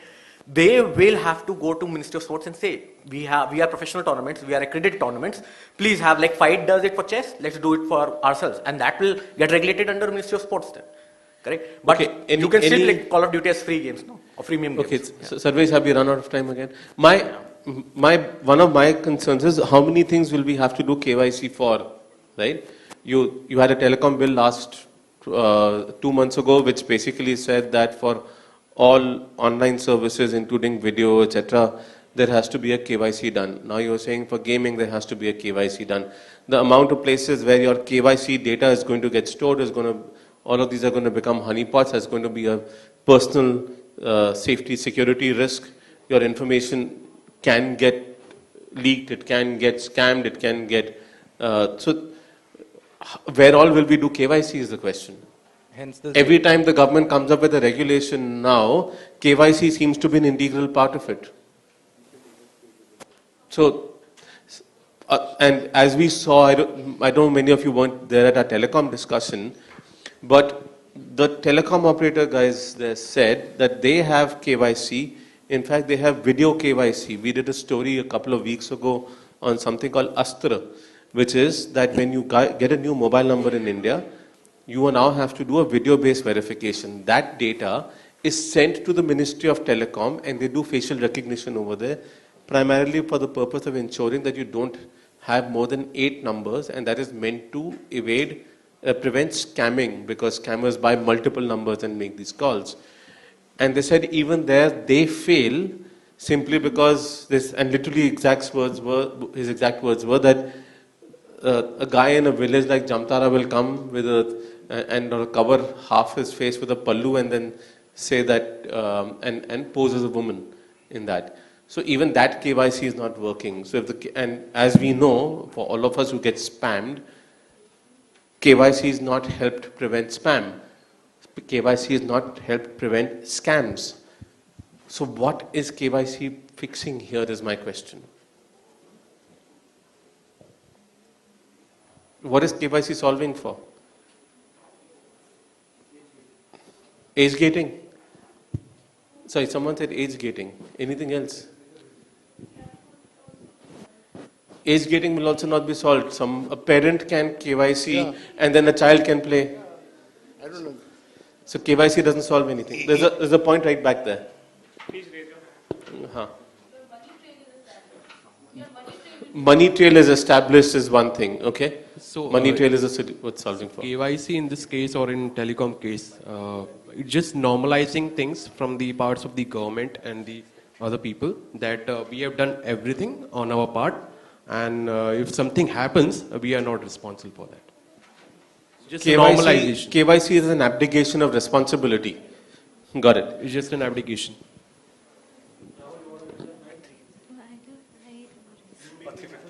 I want to say. Could you just pass the mic? KYC is only enabling easier collection of the data you want. Instead of going to 150,000 specific, you go to a few intermediaries and you get the data from there. Okay, sorry, Dhruv has to go, so we want to quickly finish up. Sarvesh, anything else? So that random number thing, right? Dhruv, can you explain how this random number thing works? Yeah, sure. So, like a lot of these games, correct, if they are not based on real life events, let's say sporting event like a fantasy game, etc. And if, let's say, if you're playing a game which has cards, or even, hurdles when you're running a running game or a racing game, correct? How those hurdles or those events are generated in the app or on the game is through a RNG, a random number generator. There could be a real random number generator or a pseudo random number generator based on a hardware random number generator is a real random number generator. A software based random number generator is a pseudo random number generator. So what it does, it ensures that the game is fair. When it is randomized, the event is randomized, it is fair. To ensure that any company or platform cannot manipulate that RNG or random number generator, you need certification. A testing lab will come in, see your algorithm, see it can't be manipulated. Who's going to certify the labs? So internationally, there are a lot of labs who are their jurisdictions like UK, etc. There are different jurisdictions who have standards, and there are labs who certify on those standards. So I think there are enough reputed labs who do it. I think those labs can do it for us also. Correct, but my question is who's going to certify the labs? Because you will have other players who will come in and just get any random lab to certify them. Who certifies the certifiers? Yeah, I just want to say the way the random number generation tends to work is not as complicated as we're sort of making out to be right now.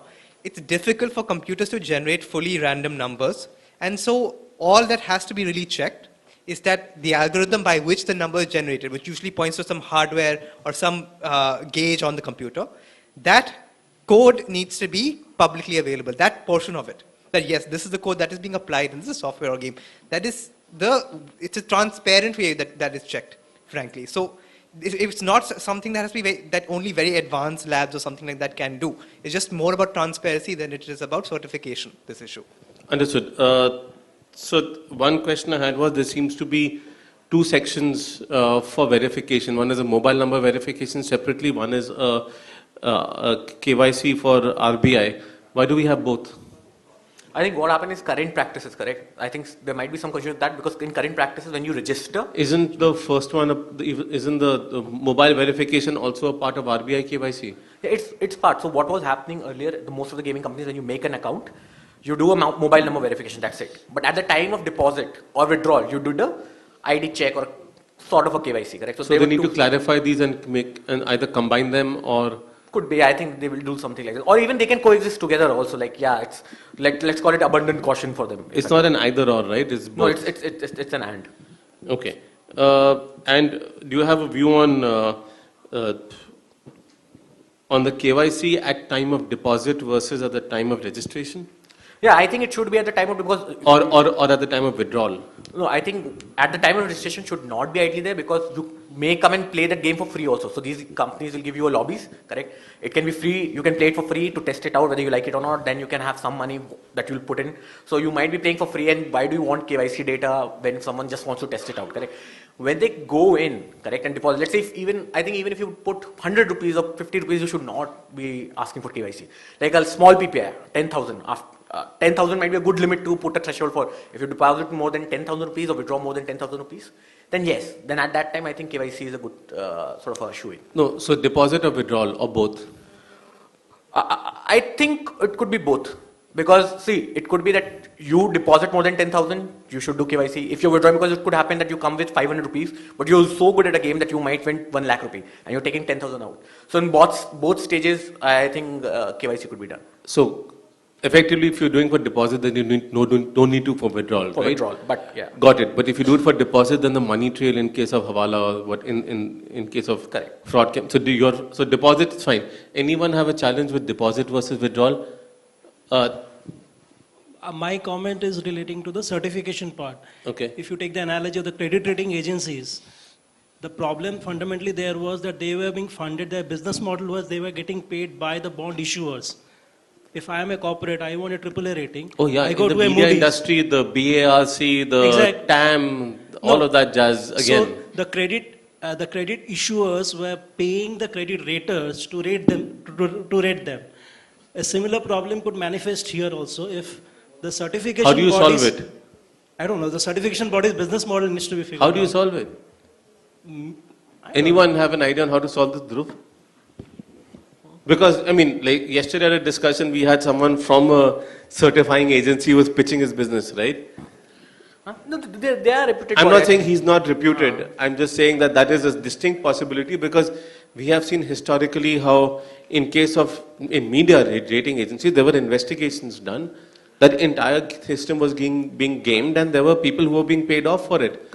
I mean, as DD said, that because, let's say, what credit agency, right, like a CRA or something, or let's say, when someone else is doing it, when they're caught, they say, oh, it's a complicated economic model, there were macroeconomic conditions because of which this happened, correct? Not my fault, sorry. But in this, if you certified an RNG sort of algorithm, and it later on found out that you wrongly certified it, it is a provable fact. Again, there could be manipulation anywhere, but it's much simpler to prove that you didn't do your job properly than, let's say, what a credit rating agency does, correct? Proving that is difficult. Even when you know, proving it is difficult. Over here, if you wrongly certify, and if it comes out... Algorithms are a black box. You can't prove it. You can prove it either way. No, not really. Algorithms, you can have your own algorithm. You can also hire algorithm from someone else. You right now, even you have a blockchain based RNG generators, correct? Where there is on a public chain, you can store it. So there are a lot of technologies that can be done. I'm not saying it's foolproof, but it's not as sort of convoluted as, let's say, credit rating agencies. But yes. So this has a risk attached to it because of lack of certification of certification agencies. Correct, as any certification agency for that matter. Correct, okay. Sarvesh, anything else? Nikhil? MA, you asked. So the point here, the point at the back. Okay. Rule 4.1. Mike. Yeah, the mic is not working. Sorry, can't hear you without the mic. Yeah, Rule 4.1a, this phrase that's used Sorry, where identification. Sorry, Shivangi here from Data Security Council of India. Where applicable Rule 4, so apparently your online gaming intermediaries can also be liable to the additional obligations which are applicable on significant social media intermediaries, right? So what are the scenarios where an online gaming intermediary is a significant social media intermediary, and when do they become liable to follow the compliance of like publishing monthly compliance reports, identifying first originators, etc.? And is that an issue? I mean, so I understand the confusion, but how I read it is if you look at Rule 3, correct, when they start. So by the definition of SSMIs, significant social media intermediaries, which have a very basic threshold of interaction between 2 users and 5 million users, from what I remember, all online gaming intermediaries are also significant social media intermediaries. In fact, one of the arguments that I had made at that point in time was that all payments companies are also significant social media intermediaries for that purpose, because the payment is an exchange of data. So they are all intermediaries. Like, for example, the chief compliance officer, necessity for having a chief compliance officer is for all. Correct. So, right. How are you with this? With the fact that you have a compliance officer, a nodal officer, and another officer? Grievance officer. Grievance officer. Correct. 3 separate things instead of. So that increases the compliance burden for smaller players in particular. 3 expensive lawyers to hire in 3 different roles. Good for lawyers, but I'm saying otherwise, right?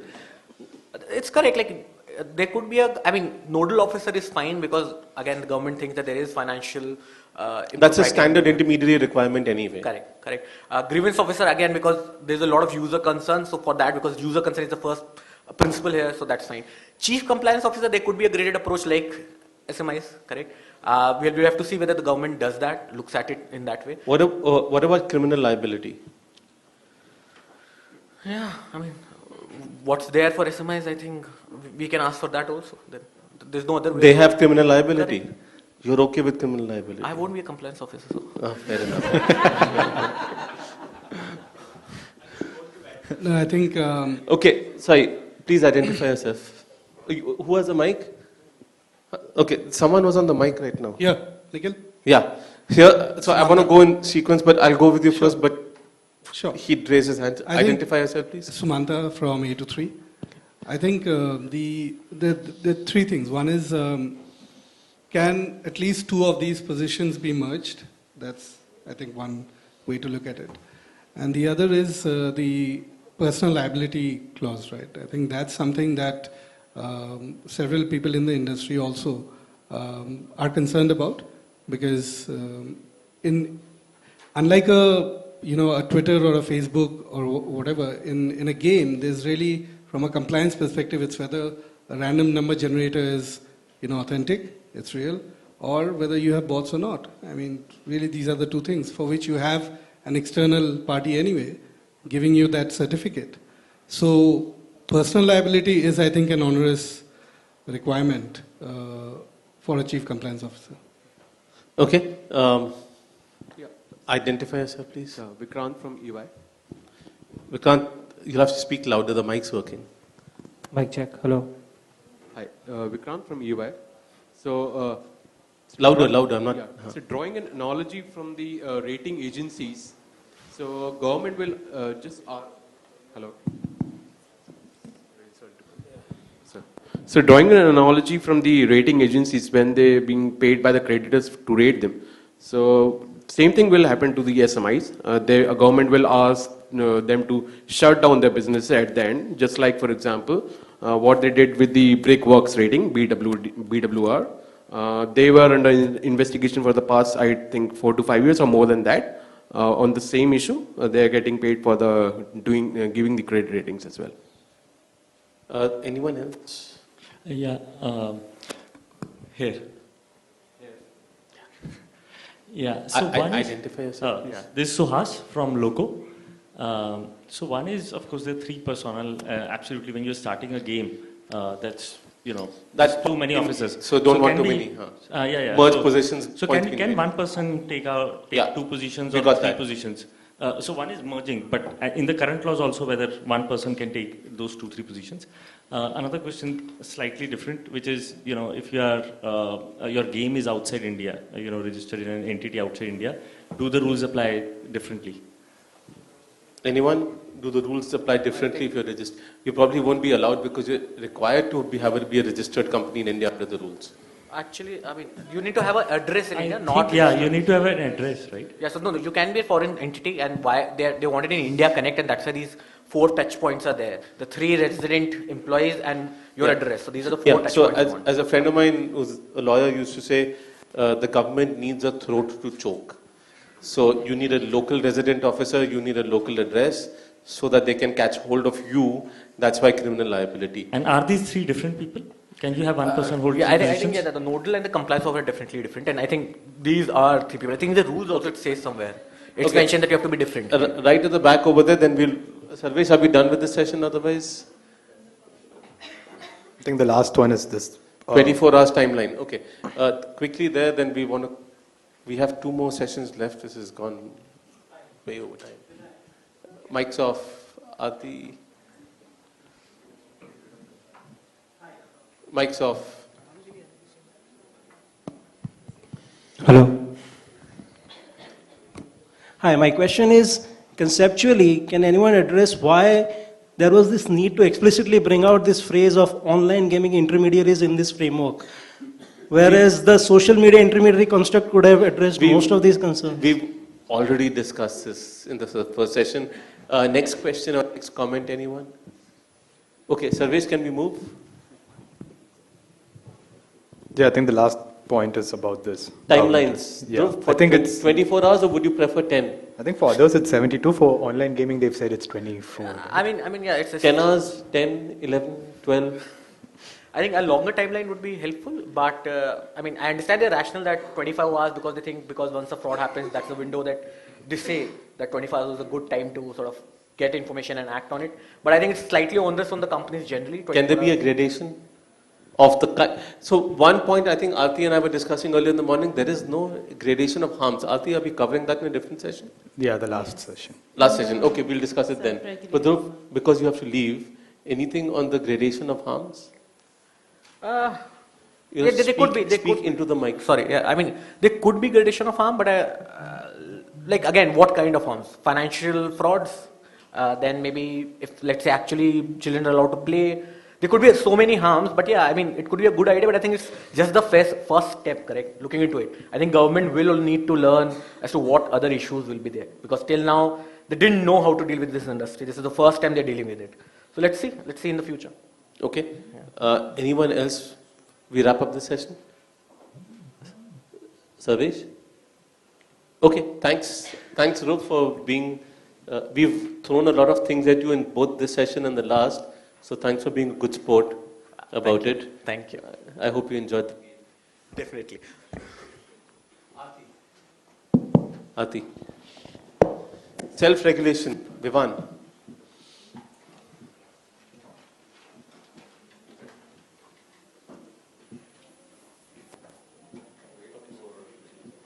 Okay, let's combine the two. Okay, we're going to combine the last two sessions because we're running out of time. So Vivan's company on stage, he's also running out of time. Are you running out of time? Okay, you're chill. You're always chill. Okay. We need another chair.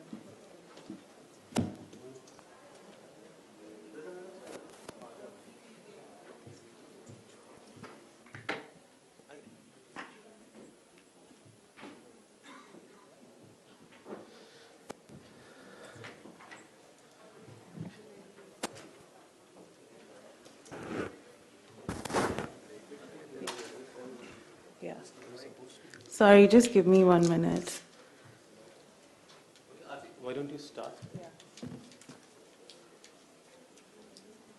Okay, sorry about that small interruption. My name is Aarti and I'll be taking us over the provisions on self-regulation and consumer harm. Screen's gone blank. But, just change this now. Okay, carry on, Aarti. We'll get this sorted. And so, I mean, I think what we've established so far is that the rules require self-regulatory bodies to be registered with the IT ministry. No, it's not the blue screen up there.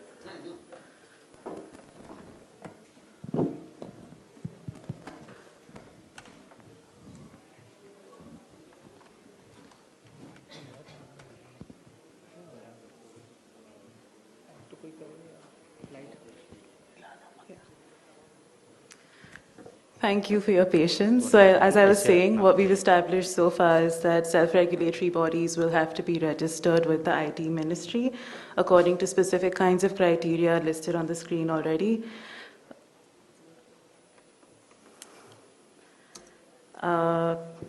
Just 1 second.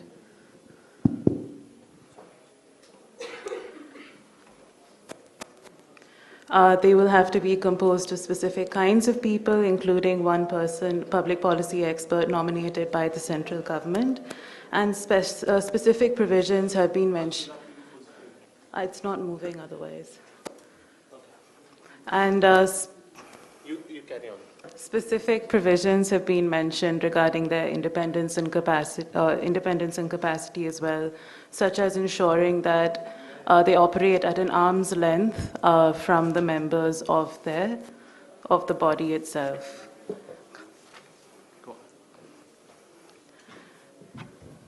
And different kinds of criteria will have to be considered while granting membership to different kinds of platforms mentioned over here.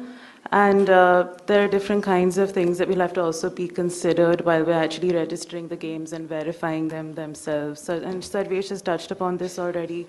but that includes looking at whether they sort of violate specific grounds which seem eerily similar to provisions in the IT Act, whether they violate prevailing gambling or betting laws, and also, whether they act, and then, whether they are members of the body themselves.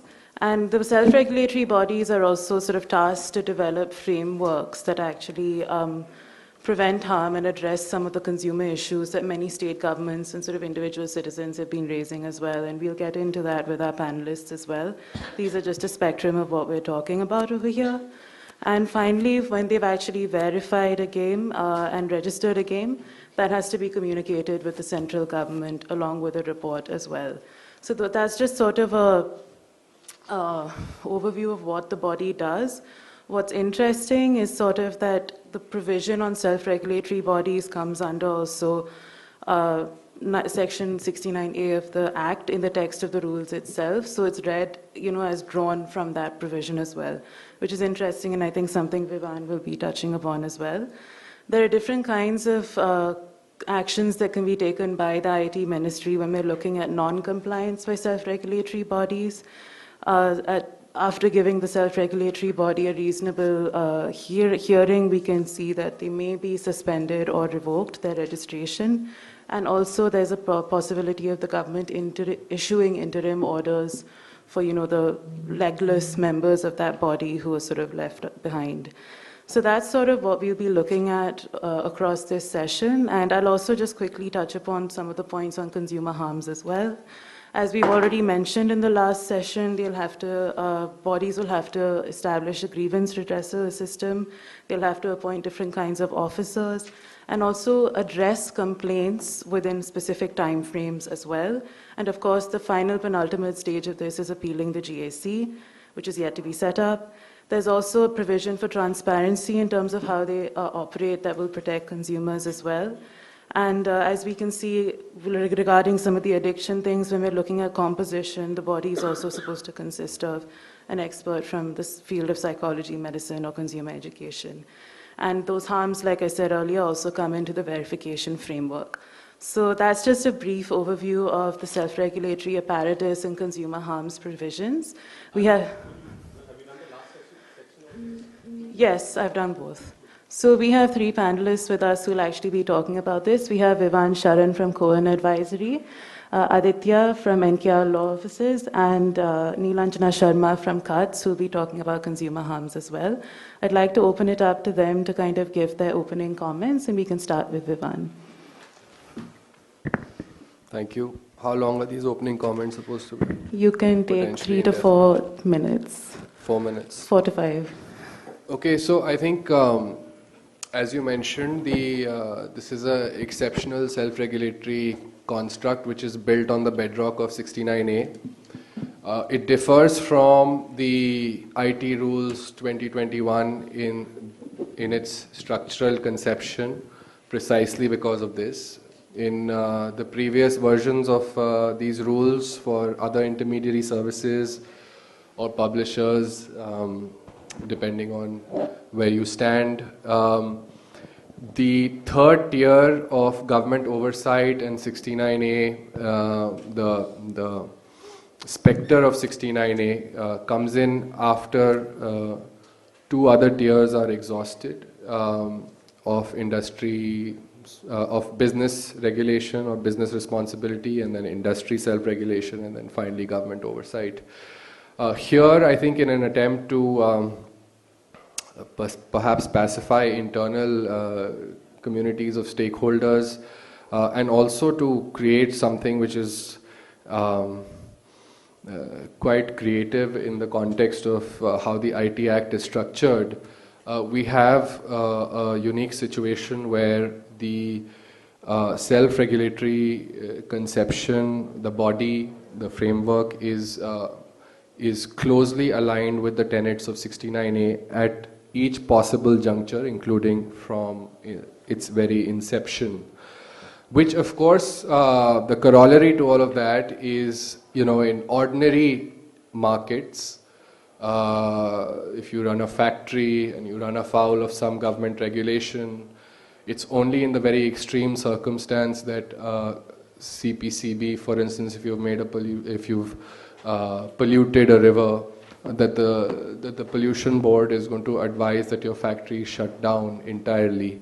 Whereas here, obviously, even in the self-regulatory context, we have a binary of an on and off button, and very little in between. So the concept of regulation, or I think because it's born out of 69A, it's antithetical almost to how you would think about regulation in ordinary circumstances. And of course, it's given that we're sort of over the last 9 years of this government's tenure, we've seen very little by way of reform in terms of IT regulation outside of the IT rules, the slew of rules over the last couple of years. Therefore, from, I suppose, a timing or exigency point of view, it's perhaps okay to have something like this come out. But in the fitness of time, it would be good to remedy this construct of regulation so that you have interim measures outside of the off button that the government of India or a self-regulatory organization has to press if you run afoul of any of the very wide grounds of 69A. Just to open with, I think that's something to keep in mind.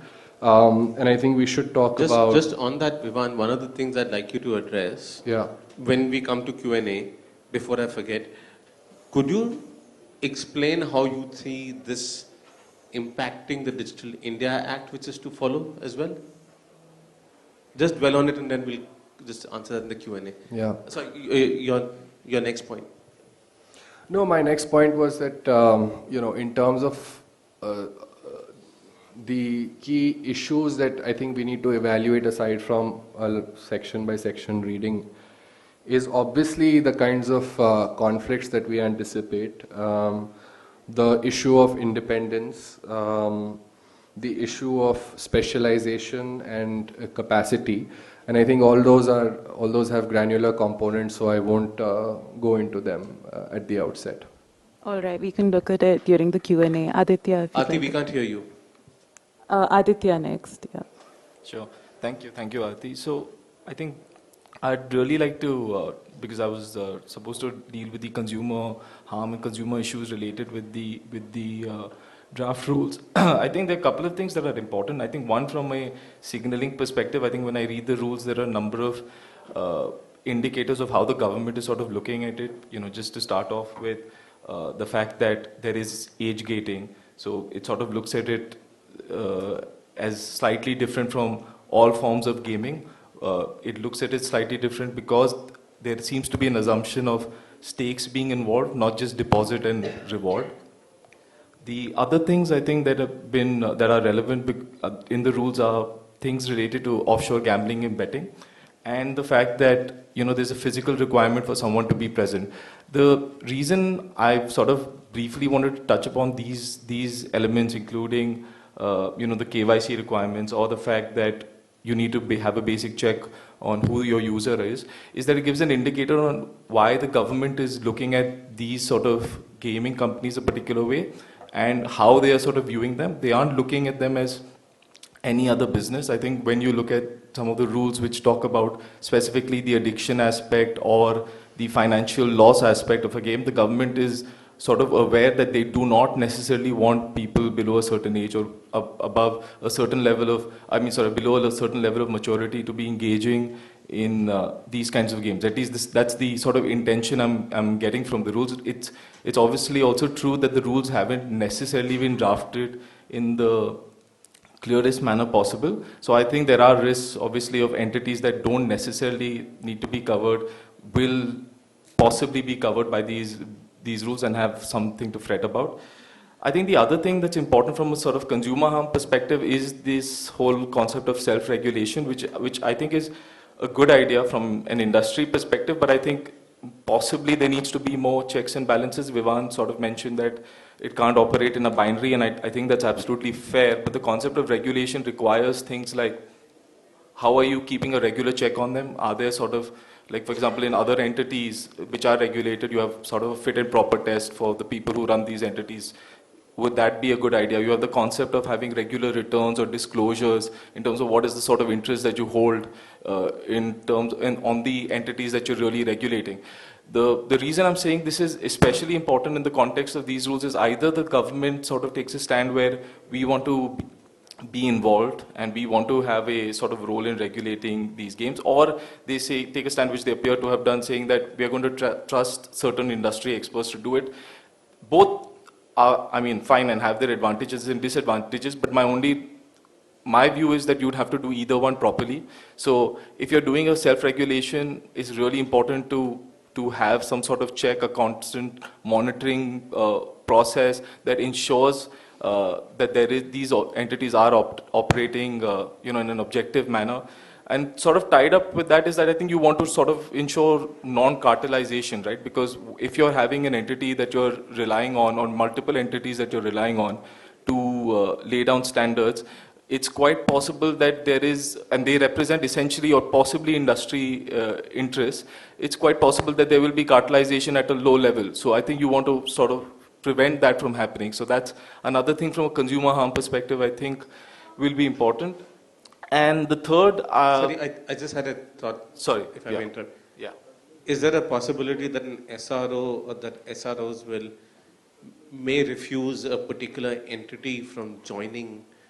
And so therefore, what recourse does a gaming company or a real money gaming company that wants to legitimately play in this ecosystem have?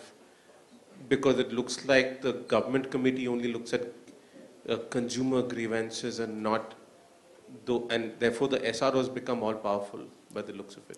Absolutely. I think that's a legitimate concern. I think it's also something just to tie in with that, and I'm not saying I have an answer for it, but just to tie in with that, what essentially the SRO will be doing is possibly, you could say it's a public function. So typically when an entity discharges a public function, you have sort of a writ remedy available where you can say this is unreasonable or arbitrary, etc. Because it's an instrumentality of a state. It's not clear if an SRO will fall under that. But if that's something that is the is something that evolves to be the jurisprudence, I think that's one possible avenue. But currently, you're right, that's not something that seems to be what the rules contemplate. They do contemplate them as purely private bodies, but which seem to possibly have a largely public function. So I think that's something to be possibly worried about. And I mean, be careful about. I wouldn't say worried about, but be careful about. So does that adequately sort of deal with it? Or I guess we can go to that later. I just had a quick question to throw in for later. Sure. And I think the third aspect is, I think there's sort of a bit of, and I think, so my personal view is that it's a positive first step, but I think there's sort of miles to go. The reason I say it's positive is because it sort of lays down, and it gives an indication that the government is okay with the industry subject to certain protective measures that the industry needs to take, which I don't think is a bad thing. What I do think is being sort of looked over is that there is an assumption that maybe states or other sort of ministries or bodies will not have a role in the entire process, and I don't think that's really going to be the case. You know, just to give an example, I sort of briefly mentioned it in the beginning of one of the sessions where there's a concept of an unfair trade practice where even companies that are dealing with regular products, say if you're selling a book or a pen and you have a contest which is essentially in the form of a lottery and the prize is more attractive than your book or pen. This actually happened because a client came to me saying that, you know, what if I wanted to sell pens but also attach a lottery to it, I'm still in the pen selling business? Then my answer was no, because that's an unfair trade practice and the government's recognized it as such. So in the Consumer Protection Act, you have this concept of saying that you can't have unfair trade practices that have either games of skill or chance that are essentially to promote your product rather than the product itself. Now, within the ambit of the Consumer Protection Act, states, both the center and the state can decide what is a game of skill or game of chance. So, you know, that's another example where I do see multiple stakeholders actually having a view. I actually do see state governments possibly having some perspective on it, and I don't think the IT ministry is not aware of that, because if you see the provision which talks about that the games must comply with all possible laws or with the law in India, that's sort of an averment or sort of an indication that they recognize this whole jurisprudence on game of chance, game of skill, and they recognize that they've gone before courts in India and said, listen, we can't tell you what is game of chance, game of skill. This is really something the states have to do. So they've also they've also know that they have to be a little careful. So I think it'll be interesting to see how states get involved from a consumer protection measure, a good sort of analogy, and I'm sorry if I'm going over on my time, but a good sort of analogy, maybe a drinking age, where you have different, not that I'm equating the two, so just to, but I'm saying that a good analogy is drinking age, because you have a drinking age that's different in each state, because each state sort of has a view on what is consumer harm, where should you, what is the appropriate age to drink, whereas in Goa it may be 18, whereas in Delhi I think it's 21. So that may be something to think about, that states will have a greater input because it's consumer harm, they have an interest in it, it's already happening, and we should sort of see how states react to it as well. Thank you. Nilanjana. Sorry. Yeah, of course. Hi everyone.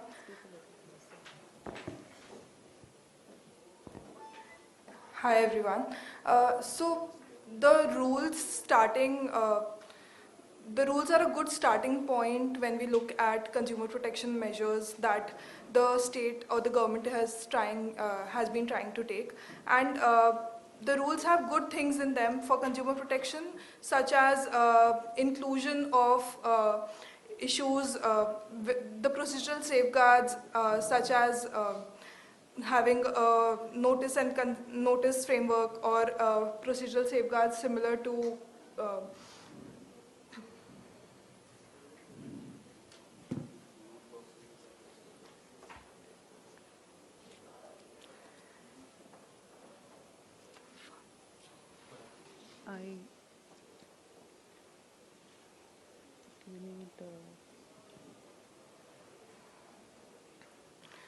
the rules are a good step in the direction of consumer protection, because they have tried to check all the boxes regarding keeping the SRB fairly independent and having procedural safeguards in place with regards to notifying any game to be an online game in cases of addiction or harm. But where the rules end up falling short, or something that needs to be looked into, is that the definition of harm or addiction or financial frauds is very limiting in nature. It will require further research per se. Also, as Vivan mentioned, that it cannot be binding in nature. So inclusion of sunset clauses, inclusion of measures such as reviewing rules, having good practices in place which relate to reviewing periodically any form of rules or that are in place would be a good practice.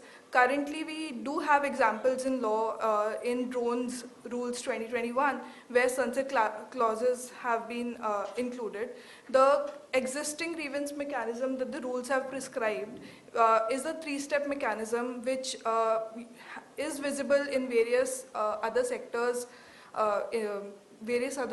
in the law, and that those other sectors have been functioning nicely, but there is an issue where consumer might have to look into how to move forward their grievances. So the burden shouldn't come on the consumer as to where to move forward with the grievance. Maybe an automated system can be looked into. That is something at a later stage.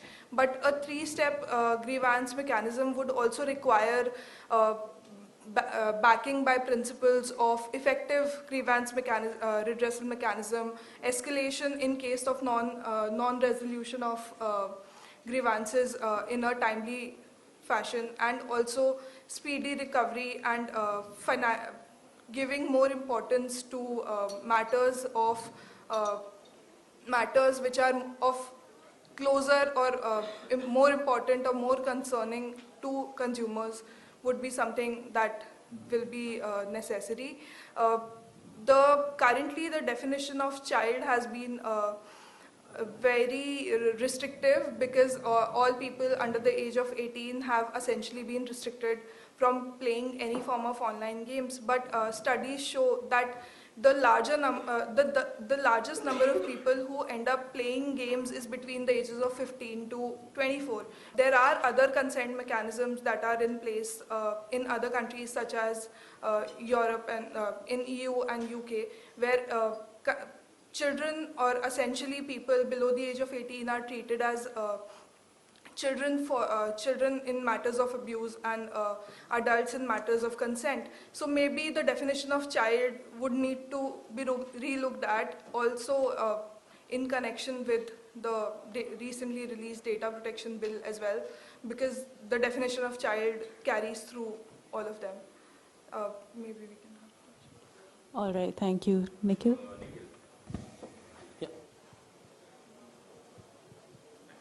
Thanks very much for this. We're both Parthasarthi. I teach media policy at Jamia Millia. On the harms part, one has seen that in the data protection bill over a period of time, the harms have been narrowed. I'm just wondering whether, in the latest version of the bill, how do the scopes of the definition of harm stack up with the definition of harm in this proposition here? Yeah. This could be for anybody on the panel. Secondly, sorry, one question at a time. Harms and data.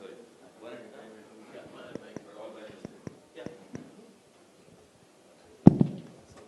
Sorry, the definition of harms in this, how does that stack up with the definition of harm in the latest version of the data protection bill? You had a piece on in NAMA on the dilution of the scope of harms in the 4 versions, 3 versions, 4 versions, lost count, yeah. Sorry? Latest version, yeah. So in the latest version, the scope of harms versus the scope of harms defined in this. Either if you're looking at data protection bill and this both? Is there anyone in the room looking at both? I have a foundational question. Do the IT rules actually define what harm is? Or the IT Act? So the IT Act doesn't? See, when you talk about these norms, these are economic harms through this mechanism of online games and intermediary and all that framework. Ultimately, this is a further qualification, a higher threshold being put for people who want to claim exemption and being an intermediary under Section 79. So when you look at data protection, that is only limited harm contemplated under that act. This is any liability across in the regime of law in India. Precisely, that's why the question. The other thing is if you look at A, it also includes safeguard users against harm, including self-harm. So data protection is just privacy harms, effectively. So difference between the two. Jez, wait. Jay, do you want to respond to this? Separate points, so we'll just wait for both to finish. The second thing, the idea, did you talk about cartels? Did I hear you? Yeah. So are you trying to suggest that the remit of the SRO here also gets into addressing aspects of economic regulation of the business? No. So what I meant was not cartel in the form of how like the antitrust authority looks at cartels, more in the form of cartelization of standards. So what I mean by that is, say you have an industry-facing body and multiple industry-facing bodies agree that there's a low level of regulation that works for everyone. Then by that definition, the intention in the rules are to prevent harm. But what you're doing is by outsourcing that obligation to a bunch of bodies that it's in their interest to have a low threshold for harm. It works contrary to what the rules want to do. So that's what I meant by cartelization of sort of standards. Okay, thanks. Are you talking about standard essential patents kind of a cartelization? Yeah, like, I mean, basically, sorry. Sorry. That's okay. No, we'll also be putting the recording of the questions important. So just wait for them. This issue of the SRBs being the body which will accept registration, that's the sort of proposition being put here, right? Yeah, and also the standards, right? Because they'll be verifying does the game satisfy the requirement. So this connects with the question in the previous session about certification. Yeah. Do you see a scenario, any of you see a scenario about these two functions being combined? Yeah, because there was some debate about the certification part in terms of how much of that would be outsourced and perhaps even offshored there. So honestly, it's quite possible that it is. I think it's important to have a close look at it. So for example, just to take another analogy from a crisis that occurred, because you only really know about how things are when bad things happen. So like the financial crisis was essentially in 2008 was an outcome of like standard rating agencies just not doing their job right? So I think it's important to have some amount of oversight over them, just like you would want to have, and it's not very difficult. I think, for example, the government doesn't need to say we are going to certify the certifiers maybe, but they can say that these bodies are recognized, or we understand, or we trust ABCD. And if you get it from ABCD, there is a presumption. If you don't, then we'll have to look at it possibly. So something like that. I think there are solves for it, but I think it's required. Just to add to that, I think, of course, that's the ideal scenario where you have the, I don't know which bodies really exist in India that would be able to do this. So offshoring is a distinct possibility. But I think we would lose a chance to document a very rich body of data that emerges from the entry and exit of players from SROs and the oversight thereof. I don't know if any of us are suggesting, formal measures that help with this, let's call it knowledge management function of SROs. And I also think that we in India, across self-regulatory bodies that have also existed for a long period of time, are horribly under-equipped to deal with this question. If you look at the experience even that we've had over the last 2 years of the 21 IT rules, I don't think that we have done a satisfactory job at documenting, for instance, in the case of OCCPs, what sort of content regulation issues have cropped up and at what threshold of 69A have those content assessments been made, and what does that mean for production of movies and serials in India from here on, assuming that you think that that is a constitutionally robust process of getting to a content standard that is that meets the 69A threshold. So two things there, right? One is transparency of self-regulatory bodies, which is, I think, what you're also going towards, right? The lack of information. The other is, Vivan, what do you do about independence of SROs? How do you ensure, for example, funding independence? Because otherwise it's... in this country, we don't think seriously enough about institutions. That's number one. We can't solve for this through rules. Okay? I think you need to have a culture of institution building across industry associations, organizations at an arm's length or 2 arm's lengths or whatever. Firstly, this arm's length stuff, I think, is completely, misplaced, because arm's length, if you think of financial arm's length, it's a very different arm's length from an intellectual arm's length. Okay? I may be at 3 arm's lengths from you, but I may be your intellectual ally, for whatever reason. Correct. And so I don't think we should over-index arm's length and the transparency around arm's length or conflict of interest in this case. But I think we certainly should reflect on the experience of bodies that have functioned across the world, whether at an arm's length or 2 arm's lengths, but have been responsible for oversight of a particular ecosystem. Now, unfortunately, Meta's oversight board is the first thing that comes to mind because it's the most high visibility. I was actually thinking about the news NBA, broadcasters NBF, so all of those, right? Friends in media will recognize that there is a conflict of standard setting even within very established sectors like media, television, media. But be that as it may, I think from the oversight board, if there's one thing that we can learn, and I've interacted closely with folks who've been in the board, and, sitting in Silicon Valley or otherwise, and people who've managed the people on the board, and people who've experienced the management of those people on the board. So, I have a good cross-sectional view here, and I think the primary thing that stands out to me, just from a practical standpoint, is that the folks, I mean, these credentials of these 5 people, these people may know their subjects, but they don't know how those subjects or the application of those subjects in these particular technology environments. And that leads to a crisis of credibility and specialization and specification that I don't think we can solve through rules. How do you solve it? Well, I think through a culture of nourishing institutions that act in the solution of this problem, whether it is industry funded, whether it is government funded, whether it is funded by our parents, it doesn't matter who's funding that work. Would you look at creating a statutory body, a separate government entity looking at this? No, I mean... Like, for example, in case of the data protection bill, a data protection authority was being contemplated earlier.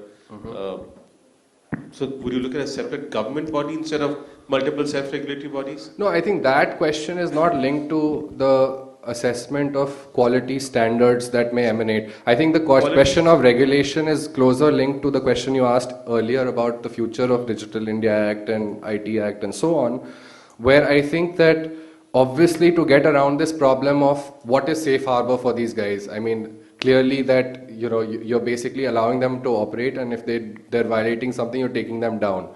As opposed to, say, for user-generated content, traditionally supposed to be for speech and so on. Yeah. But I think that should prompt us to revisit safe harbor rather than do away with the thin veil of safe harbor that we have managed to extricate from user-generated content and social media centricity to gaming somehow with our stretch of imagination that has only happened because of a inertia in terms of lawmaking and I suppose of 22 years of existence of a outdated act.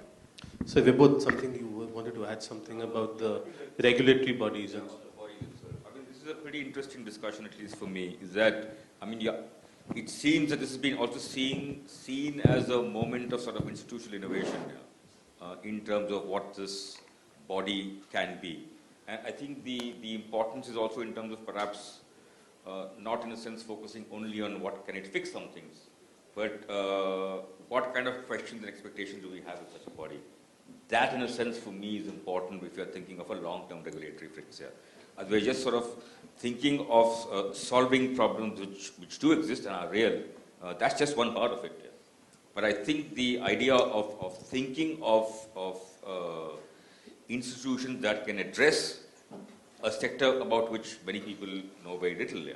About the current regulatory thinking, from what we can see in the IT Act, and I'm sure Vivan will agree with me on this, is that you basically leave regulation at the base level to the self-regulatory organizations, and then if there is a problem, it gets bumped up to a government committee to adjudicate over the self-regulatory organization's decision.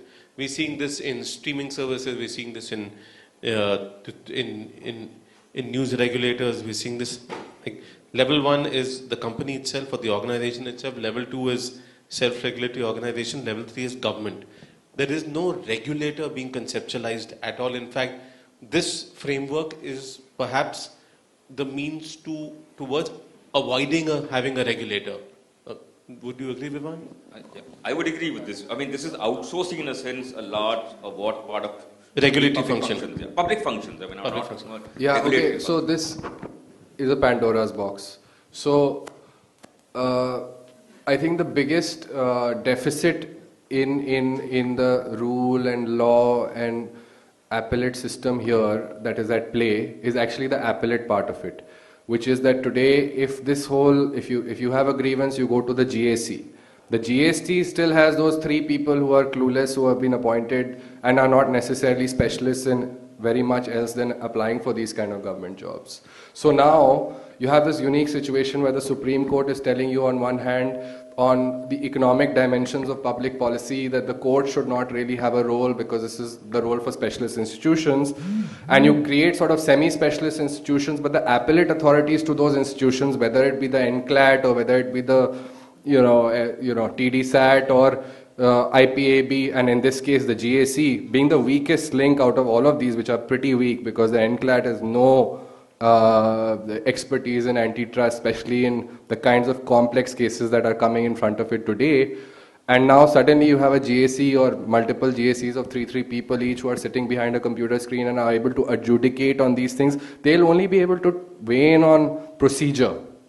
They will not be able to weigh in on substance. So therefore there is a gap, there is a regulatory oversight gap that I think in some sense, if you look at the motivations of having a Digital India Act or an IT Act for a ministry like MeitY, which has always felt emaciated because of not having a regulator for whatever reason, I think it's in their interest to, and I think they would be motivated to create some sort of a regulatory superstructure. And if that militates against maximum governance, minimum government mantra, then perhaps one step before that would be maybe strengthening the appellate authority function that earlier existed and then was merged with TDSAT and now is in Bermuda's triangle of tribunal harmonization. I always thought minimum government, maximum government means few people, lots of regulations. Yeah. So can I just jump in there? So on the Vivan said, I think first I'll just have to defend some of the institutions, not just because I'm a lawyer, but I think what's misunderstood is that one is obviously the aim is what it should ideally be is that you do have in these sort of appellate institutions as well technical members that are intended to provide expertise. Whether they do in all cases, obviously up for debate. I think the other thing which we should understand is that it's not required that at each appellate level you have the same level of oversight. I think when you're right when they're saying that they're looking at largely procedure and fundamental issues, I don't think that's necessarily a bad thing, because at the lowest level you do have experts going into the nitty-gritty and you do have to place some amount of trust in those experts. So if you trust the first level of regulation, whether it's say the Competition Commission, for example, where you do have a reasonable amount of expertise, I would say, then the appellate stage, there needs to be a tradition where you strengthen that first level. This appellate stage really deals with only fundamental lacuna, but overall they sort of trust the first level of analysis. Now, whether that's transparent or not is different, and whether it's always a great outcome is different. But I think if you strengthen that first level, I think the appellate stage automatically sort of takes care of only the outlier cases rather than every case. You don't want each appellate stage to re-examine the whole. I don't think anything you said contradicts what I said. I said if you have a weakness in the regulatory structure that you have created, whether self-regulatory, quasi-regulatory or otherwise, then you are reliant on the appellate structure. The appellate structure is so weak that there is no way you can rely on that structure. And therefore in the DIA, at some point, you're going to have to solve for this infirmity. I think that's fair. I have a point on this SRB. Now, currently, whatever bodies are calling themselves industry SRO or industry SRB, they are funded probably by only 1 or 2 major companies or 3 companies at best. So the funding part is very important, which these rules do not solve at all. Now, when a body is a caged parrot, how do they expect to hold their masters accountable? And the same thing is, broadcasting we have seen in other sectors. The companies simply walk away out of that body or form their own body, etc. They say, we don't want to pay the penalty, we don't want to listen to you, etc.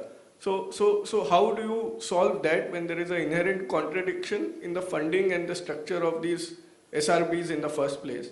Number one. Number two, won't this also kill competition? Can we do one at a time? Okay.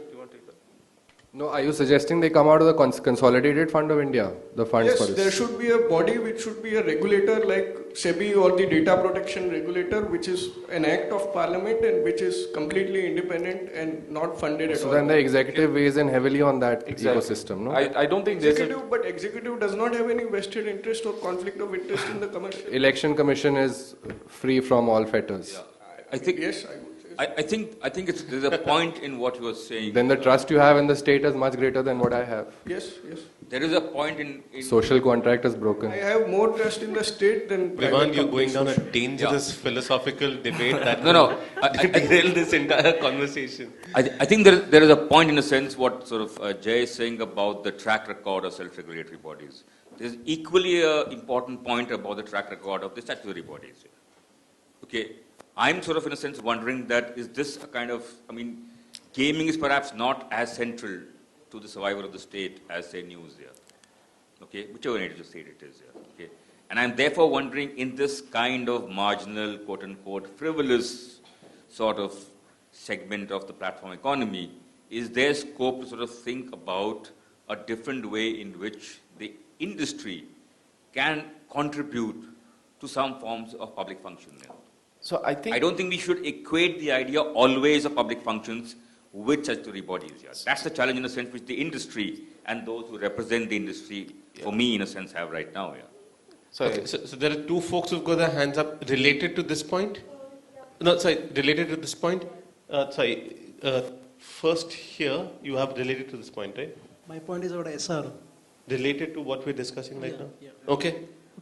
So my question is, irrespective of personal biases around the trust in the state, trust in the private sector, going by hard evidence data, over the last 30, 40 years, let's say, since Thatcher, Reagan emancipated big finance and finance ran amok with unfettered innovation, so-called, and we had repeated cycles of boom and bust. 1987, 2000, 2007. You'll have to get your question. I'm sorry, we're running out of time. So the point is, private sector, no matter how well-intended they are, the innovation they come up with, they will always try to circumvent the rules, and they have. I don't see a question here. I'm sorry. I'm going to move. The question is there one instance of effective self-regulatory organization in any industry in the last 30, 40 years? I think I'll be happy to know. So we'll club questions. Question, comment. Okay. Yeah, sure. So just on your example, I think ESRB is a great example of the board in the US which certifies the content, whether it is to be for, say, age ratings of 12, 15, 18 onwards.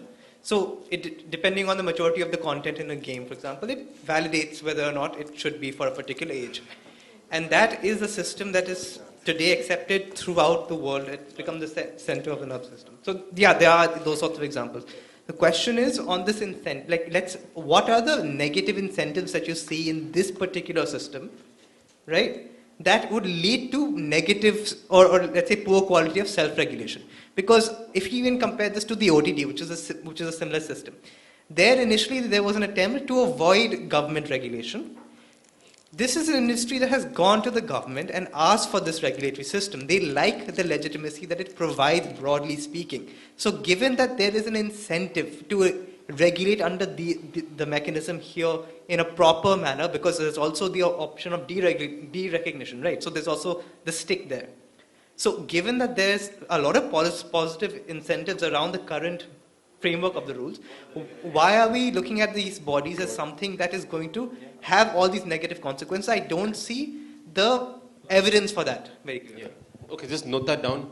Your point here. Yeah. So my point kind of builds on these points where we're talking about the negative impact of having these bodies and having their own private incentives. And there the idea becomes that there's going to be multiple forums.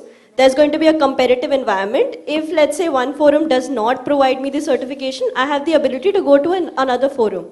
Yeah. My question here is... Or you can create your own forum. Yeah, or you can create your own forum. My question here is that, when you look at the criteria, do these not pose like significant barriers for any new forum to come up?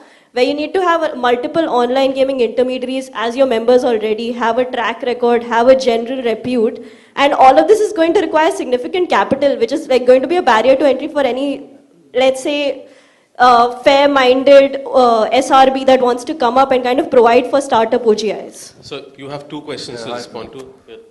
It's a linked answer. I think 100% agree with you. The market entry barrier for any such organization should be very, very low.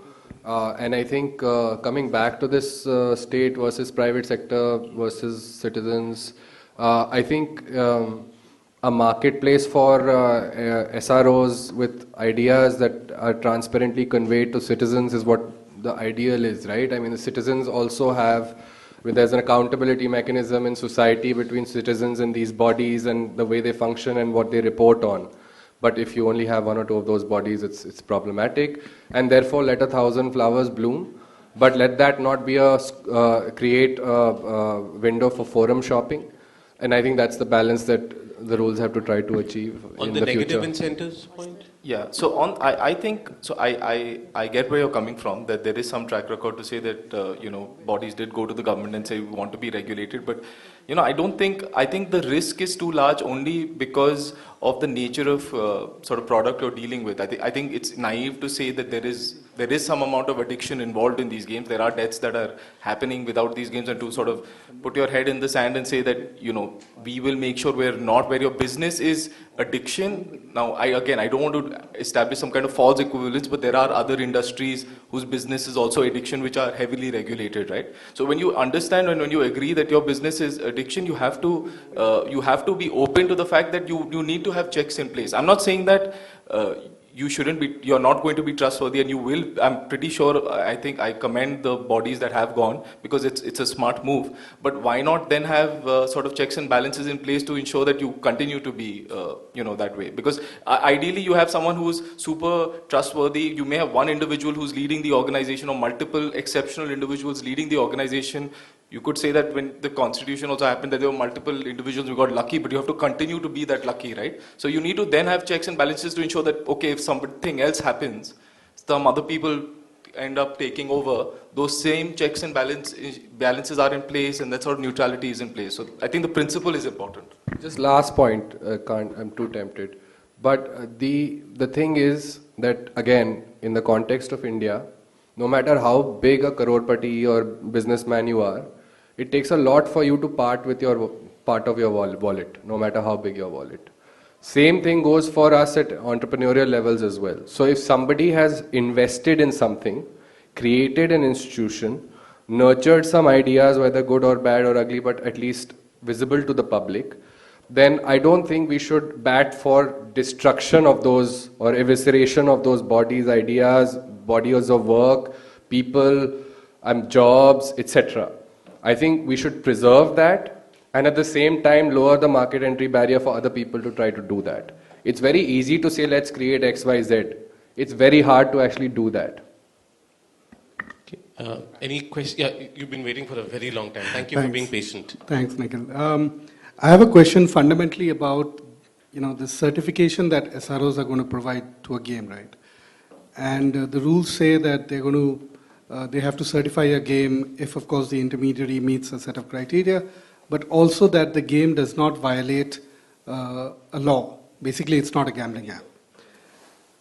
My question is, what is the legal status of this SRO certification in courts? Because they're going to certify that this is a game of skill, and you are allowed to operate. I don't think they're certifying whether something is a game of skill. They will only give you a certificate if you are a game of skill. Yeah, exactly. What is its legal status in court? That's my question. Because otherwise, they are just checking due diligence. So, oh man, that's a hot button question. Yeah, so I don't think, so should I answer that? Or Yeah. Okay, add to that. Okay, Sarvesh, Mike. Do you mind? SRO cannot register a game, correct if I am wrong, cannot register a game if that particular game has been declared illegal by a state under their gambling law.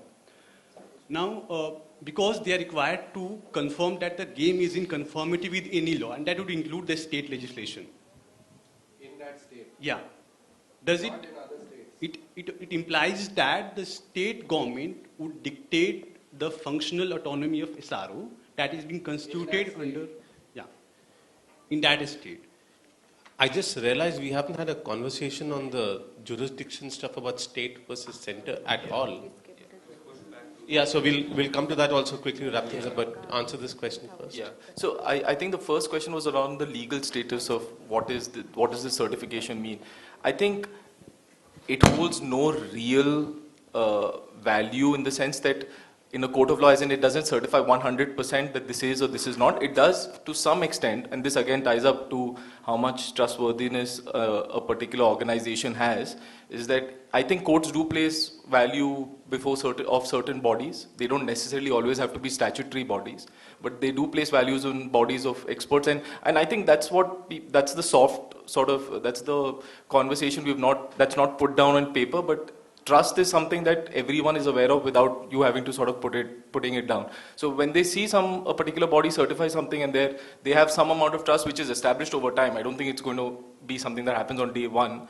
I think they will place some value on it, but it doesn't mean that there's no further examination. They could still obviously be wrong, or they could still be contradictory to what the latest. Say for example, an SRO is not updated on the legal position. Say the definition of game of skill changes, a new standard is adopted, possibly, and they are adopting some old standard.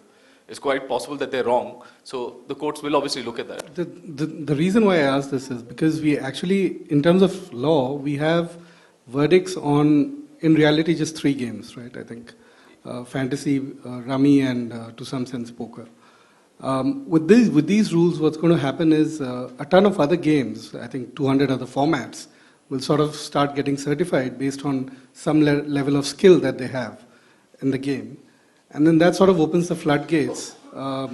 If it is not defensible at all, I just wanted an opinion. There's no definite in this, but just what anybody has to say. So this sort of ties in with what he said about states coming out with it. I think, therefore, inevitably, states will get involved, not because of anything else, but I think it's as a revenue sort of stream. I do, the impression I'm getting at least, is that they want to be involved.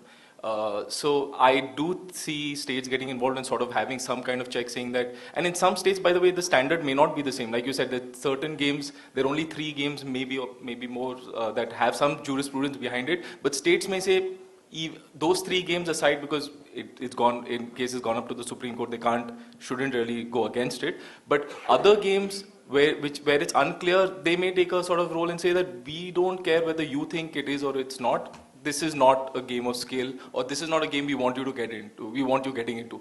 Possible. Now, whether you think they should or they shouldn't, it's a question of competence, because they've got the power to do it, right, in certain spheres. So let's see. I think we may see some of that noise in the space. Okay, so I'm just going to move to the game of skill, the state versus center thing. Jay, you wanted to talk about this? Can I please add to that? Okay, go ahead. Right. So the certification bit might not hold up that much value, as he said. You'll have to hold the mic closer, please. That much value, as he said, in quotes, but it would have tremendous impact on consumers, because there are quite a lot of fly-by-night operators and games that the government does not want consumers to get into. So a visible representation or a visible mark of certification on a gaming website or a whitelist of gaming platforms would end up leading to less harms for consumers.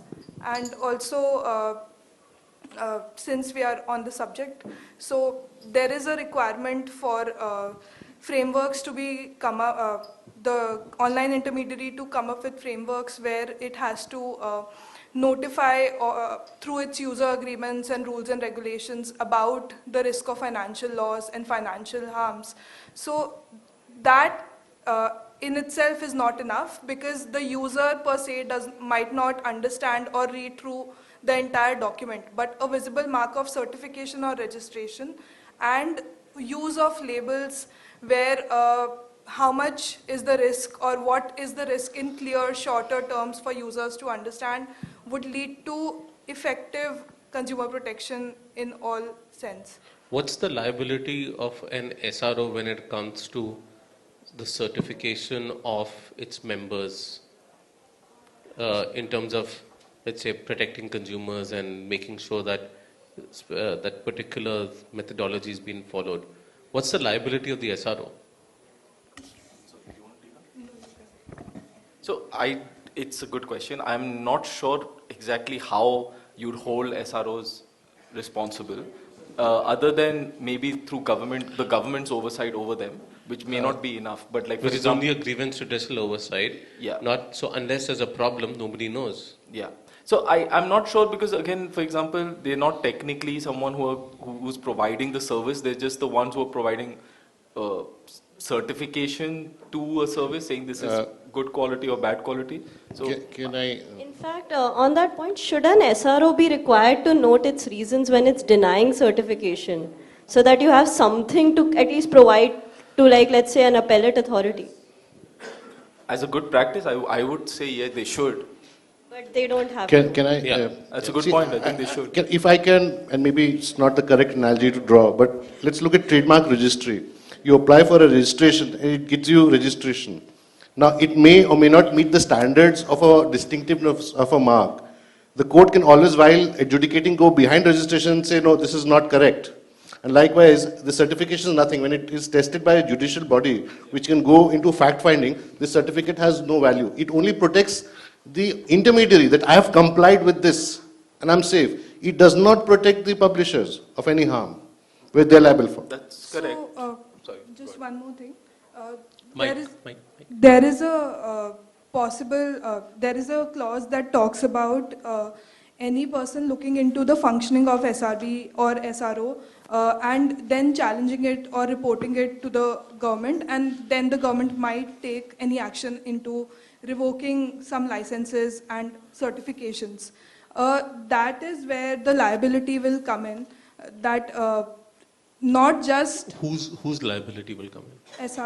the SRO's liability will then come in, because any person should be able to file a complaint into the functioning of an SRO per se, because that it has not been compliant of the laws that Who do you file a grievance against the SRO with?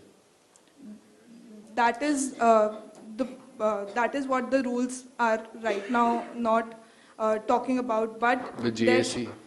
The GSE is only going to take consumer complaints against a gaming intermediary, right? Not against an SRO. they won't, but there should be a provision that So there should be a provision. I think a writ would lie. So, okay, I'm going to move to the state versus center thing. Jed, sorry, okay, very quickly, please. Yeah. We're Hi, bang I'm out of Megha time. from Chandyok and Mahajan. My question is with respect to Mike. geotagging, right? So let's say, for example, an SRO has to certify a game which is, as per law, not violative of any law. Let's suppose I go and download a game in one state where it's permitted, and then I go to a different state. I go to a different state where it's not. How does that work in terms of certifying? So the short answer is I don't think this is what the final version will look like, because it's exactly this provision is what I had a problem with, because even using the phrase any law is sort of crazy, because there are, I mean, you'd be surprised how many entities are not complying with, I mean, it's not their fault, it's just that there's so many laws in our country, including state laws and central laws. I mean, it's going to be hard for an SRO to say, we are That's taking a usual liability. catch-all, but let's go to the state versus center thing. That Yeah. Does this override, for example, Tamil Nadu's attempt to ban Rummy? No. So does this override that? No, I don't think it can, and I don't think the IT ministry is sort of taking the position that it wants to. And purely because they have gone to a court and said, we cannot tell you whether this is gambling or not, because we're not competent to do it. And they've said it on affidavit. So, they've agreed that they're not competent to do it. The Constitution also provides for certain areas of competence where states will have a very good ground to say that they are in the area for a particular, I have a valid reason to be in that area. And so I don't think so. I think Tamil Nadu will still have a ground to do it now. Okay. Jay, state versus center. So I mentioned it in the beginning also a little bit. Now it is clear that states have the power to regulate whatever to do with gambling and betting, even sports, amusement, etc., which covers all sorts of games. So these rules essentially, whether they couch it as intermediaries or not, they put certain regulatory framework for online games or gaming. They put certain do's and don'ts.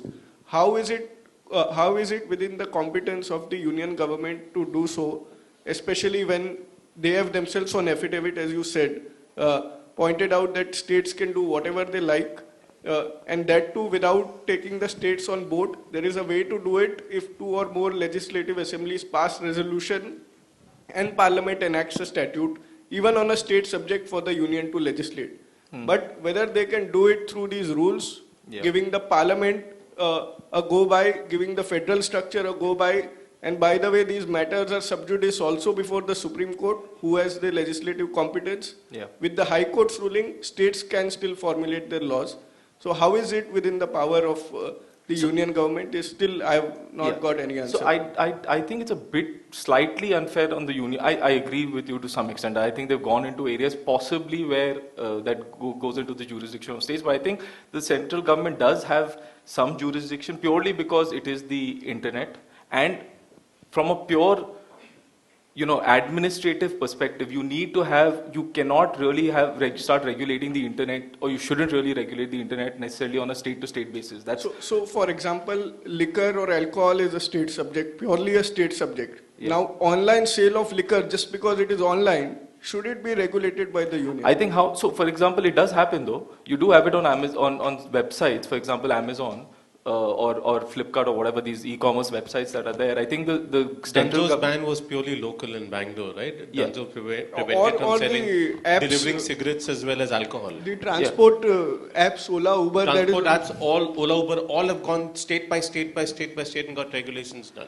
Yep, I also because it is an activity on internet of a state subject. I think it's a wrong corollary, by the way. Ola and Uber is you are physically hailing a cab from one place to physically hailing a cab in another place.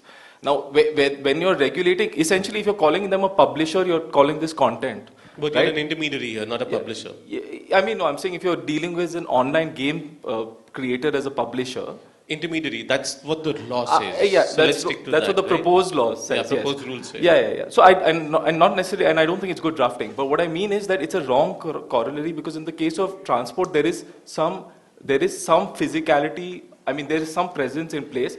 I do think it's an area where maybe both are involved. Just to give you another example, tax was one such area where both center and states were involved, right? There were certain types of taxes that were only at the central level, certain taxes at state. What happened was a constitutional amendment, many things went to do it. And the state signed off on it. No, agreed. And I do think you shouldn't bypass state participation. So let me also be clear. I think it's silly to assume that you can just say, I am the only one who's going to talk about it. I don't know if that's the intent. Maybe that's how it's playing out. But I do think the center definitely has some role with respect to, say, blocking of websites, or saying that these are the signaling of norms that we want states to follow. Even on that soft aspect, by saying that these guys should follow this, states do take a leaf out of that book and say that we will also adopt it.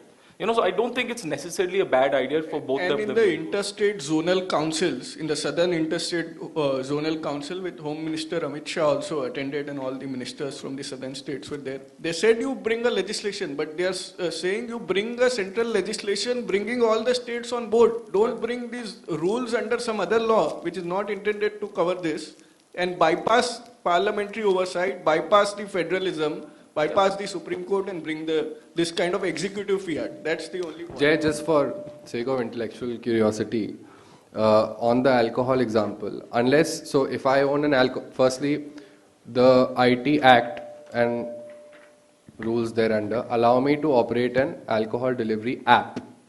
Okay? I'm allowed on the app layer to create an app at a national level. But I'm not allowed to distribute liquor in any state unless I have a license from that state. How is this fundamentally different, given that you're creating the basis for someone to, not the basis, you're not giving a license, but you're creating a sort of, let's say, recognition of someone's existence. And then on top of that, if a state weighs in and says, boss, you're not allowed to exist here, you cease to exist. So let's say an alcohol selling e-commerce website is deemed fictionally to be an intermediary under these rules. They are asked to take In my SRO view, all membership. commerce is intermediation. So they are asked to take SRO membership. They are asked to take 100 different things. Isn't this impinging on the power of states to create these kind of rules? No, that's exactly the point that Vivan is making, right? You still have to conform with state law. So therefore, you can say that in this state you cannot operate. Yeah. You can do this license, you can do this registration, you can work with an SRO. But if states keep banning you, you can't operate in that. So and I think we agree here that certification is not law. Yeah. Certification is between the SRO and consumers and citizens who also have a right beyond states and center to operate in an environment of trust. It's still putting X, Y, and Z burden on certain What is the burden? Specify the burden. Taking an SRO membership, doing 10 okay, so that's a very things different burden from burden on states of any kind, right? If a state does not want a company to do a SRO membership, wants to, like Tamil Nadu has its own statutory regulatory body under which the governor has withheld, by the way, the bill. So why is the need? Tamil Nadu will say you don't take a SRO Because the membership. underlying standards of the internet cannot be fragmented around state lines, and you have telegraph in the constitution as a central subject, and we should all hope to hell that we don't fragment the internet within our borders, let alone across the world. So from a first principles perspective, and I don't think this is necessarily a constitutional debate. From a first principles perspective, I don't understand. I mean, if a state wants to say that its businesses should not be forced to take a membership of some body because it costs a few thousand rupees, that is some sort of legal fiction that will evolve. We'll see where that takes us. I haven't seen a single state that has batted in favor of ease of doing business in such a vociferous way that it says that like my businesses should not do XYZ compliance at a central level. Where you're talking about a compliance for hygiene in an interoperable app layer. I think I get your point, Vivan, actually, that at a central level, you're just saying this is an enabling framework and you can get disabled at a state level of the state legislature. Now the ball's in the state's court. And you're not overriding state legislation, you're actually saying comply with state legislation. Would not want this additional compliance burden on certain. That's your fundamental point, right? That I can't answer because I don't have any precedence of any state saying that I don't want my... Tamil Nadu is creating an online gaming authority. You take that membership. No, but then you'll basically be required to take both memberships, right? Why the state would say, why would you need? I mean, if you are operating only within the boundaries of Tamil Nadu, there is fragmentation. There can be issues of first principle, but we have to the lawyers in the room, if Tamil Nadu creates a legislation saying you don't need to sign up for this rules under the central, under the IT rules, you only sign up with the regulatory authority of the state, can the state law override a national rule? So I don't think that's really how it will end up playing out, where state, I mean, there's a lot more niceties involved even when states are operating within a national framework. I don't think they're ever going to be like, you don't need it. I think essentially what will happen is they will be a framework where SROs are like, okay, so you're registered with this state authority. This is good enough for us because they also follow a number of the compliances and therefore we trust it up to a certain level, and they place trust in maybe that authority. Or, for example, the center creates exceptions saying that if you're registered with these state authorities, then you're deemed to have registration. I think practically that's how it will play out rather than really states and center tiffing it out. Okay, we have to finish up now. So any final comments from anyone while we close? Jay, any other comments? 6A, maybe there should be some discussion on this. Any other game not involving deposits? Any other game not involving deposits? That's, I mean, I don't know if there's anything to discuss that. That's just crazy. Yeah, it's bizarre. It's bizarre. It shouldn't apply. Because you have a point? You're just yawning. You're just tired. And we're all tired. Any other points? Yeah, just one. Yeah.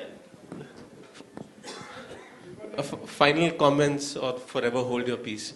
Even in terms of judiciary, if we go to Delhi High Court, they have rules for commercial litigation above 2 crores. Yeah. But for Himachal Pradesh, it is 1 crore. It is above 1 crore. So we have different structures for different states. Yeah. For this also, there can be different structures for different states. Yeah, exactly. I think they will be both together. Just one more question. I think we briefly touched this, but so suppose now there's one SRB which comes up and registers Rummy as a approved game. Platforms list Rummy.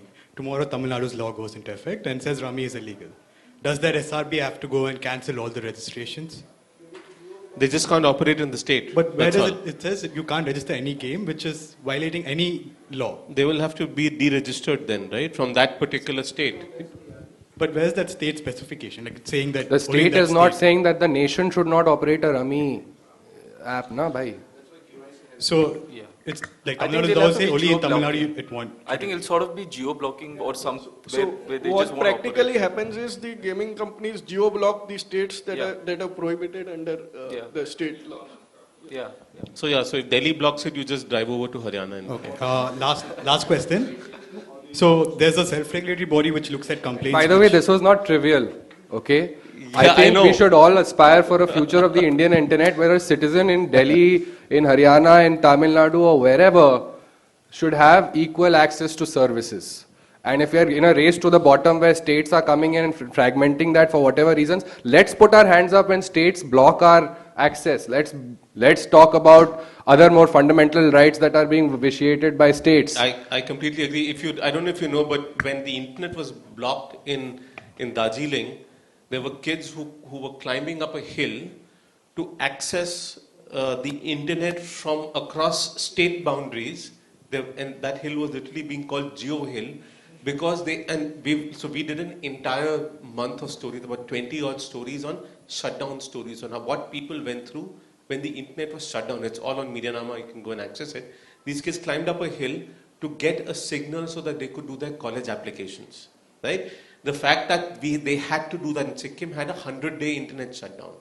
Can you imagine 100 days here? It only happens in states where, which are not metro states essentially, right? Or metro cities. But I'm saying completely with you on that, Vivan.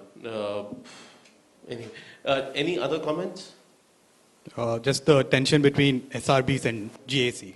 So SRBs look at complaints which come to them. And if the user is not satisfied, they can go to the GAC.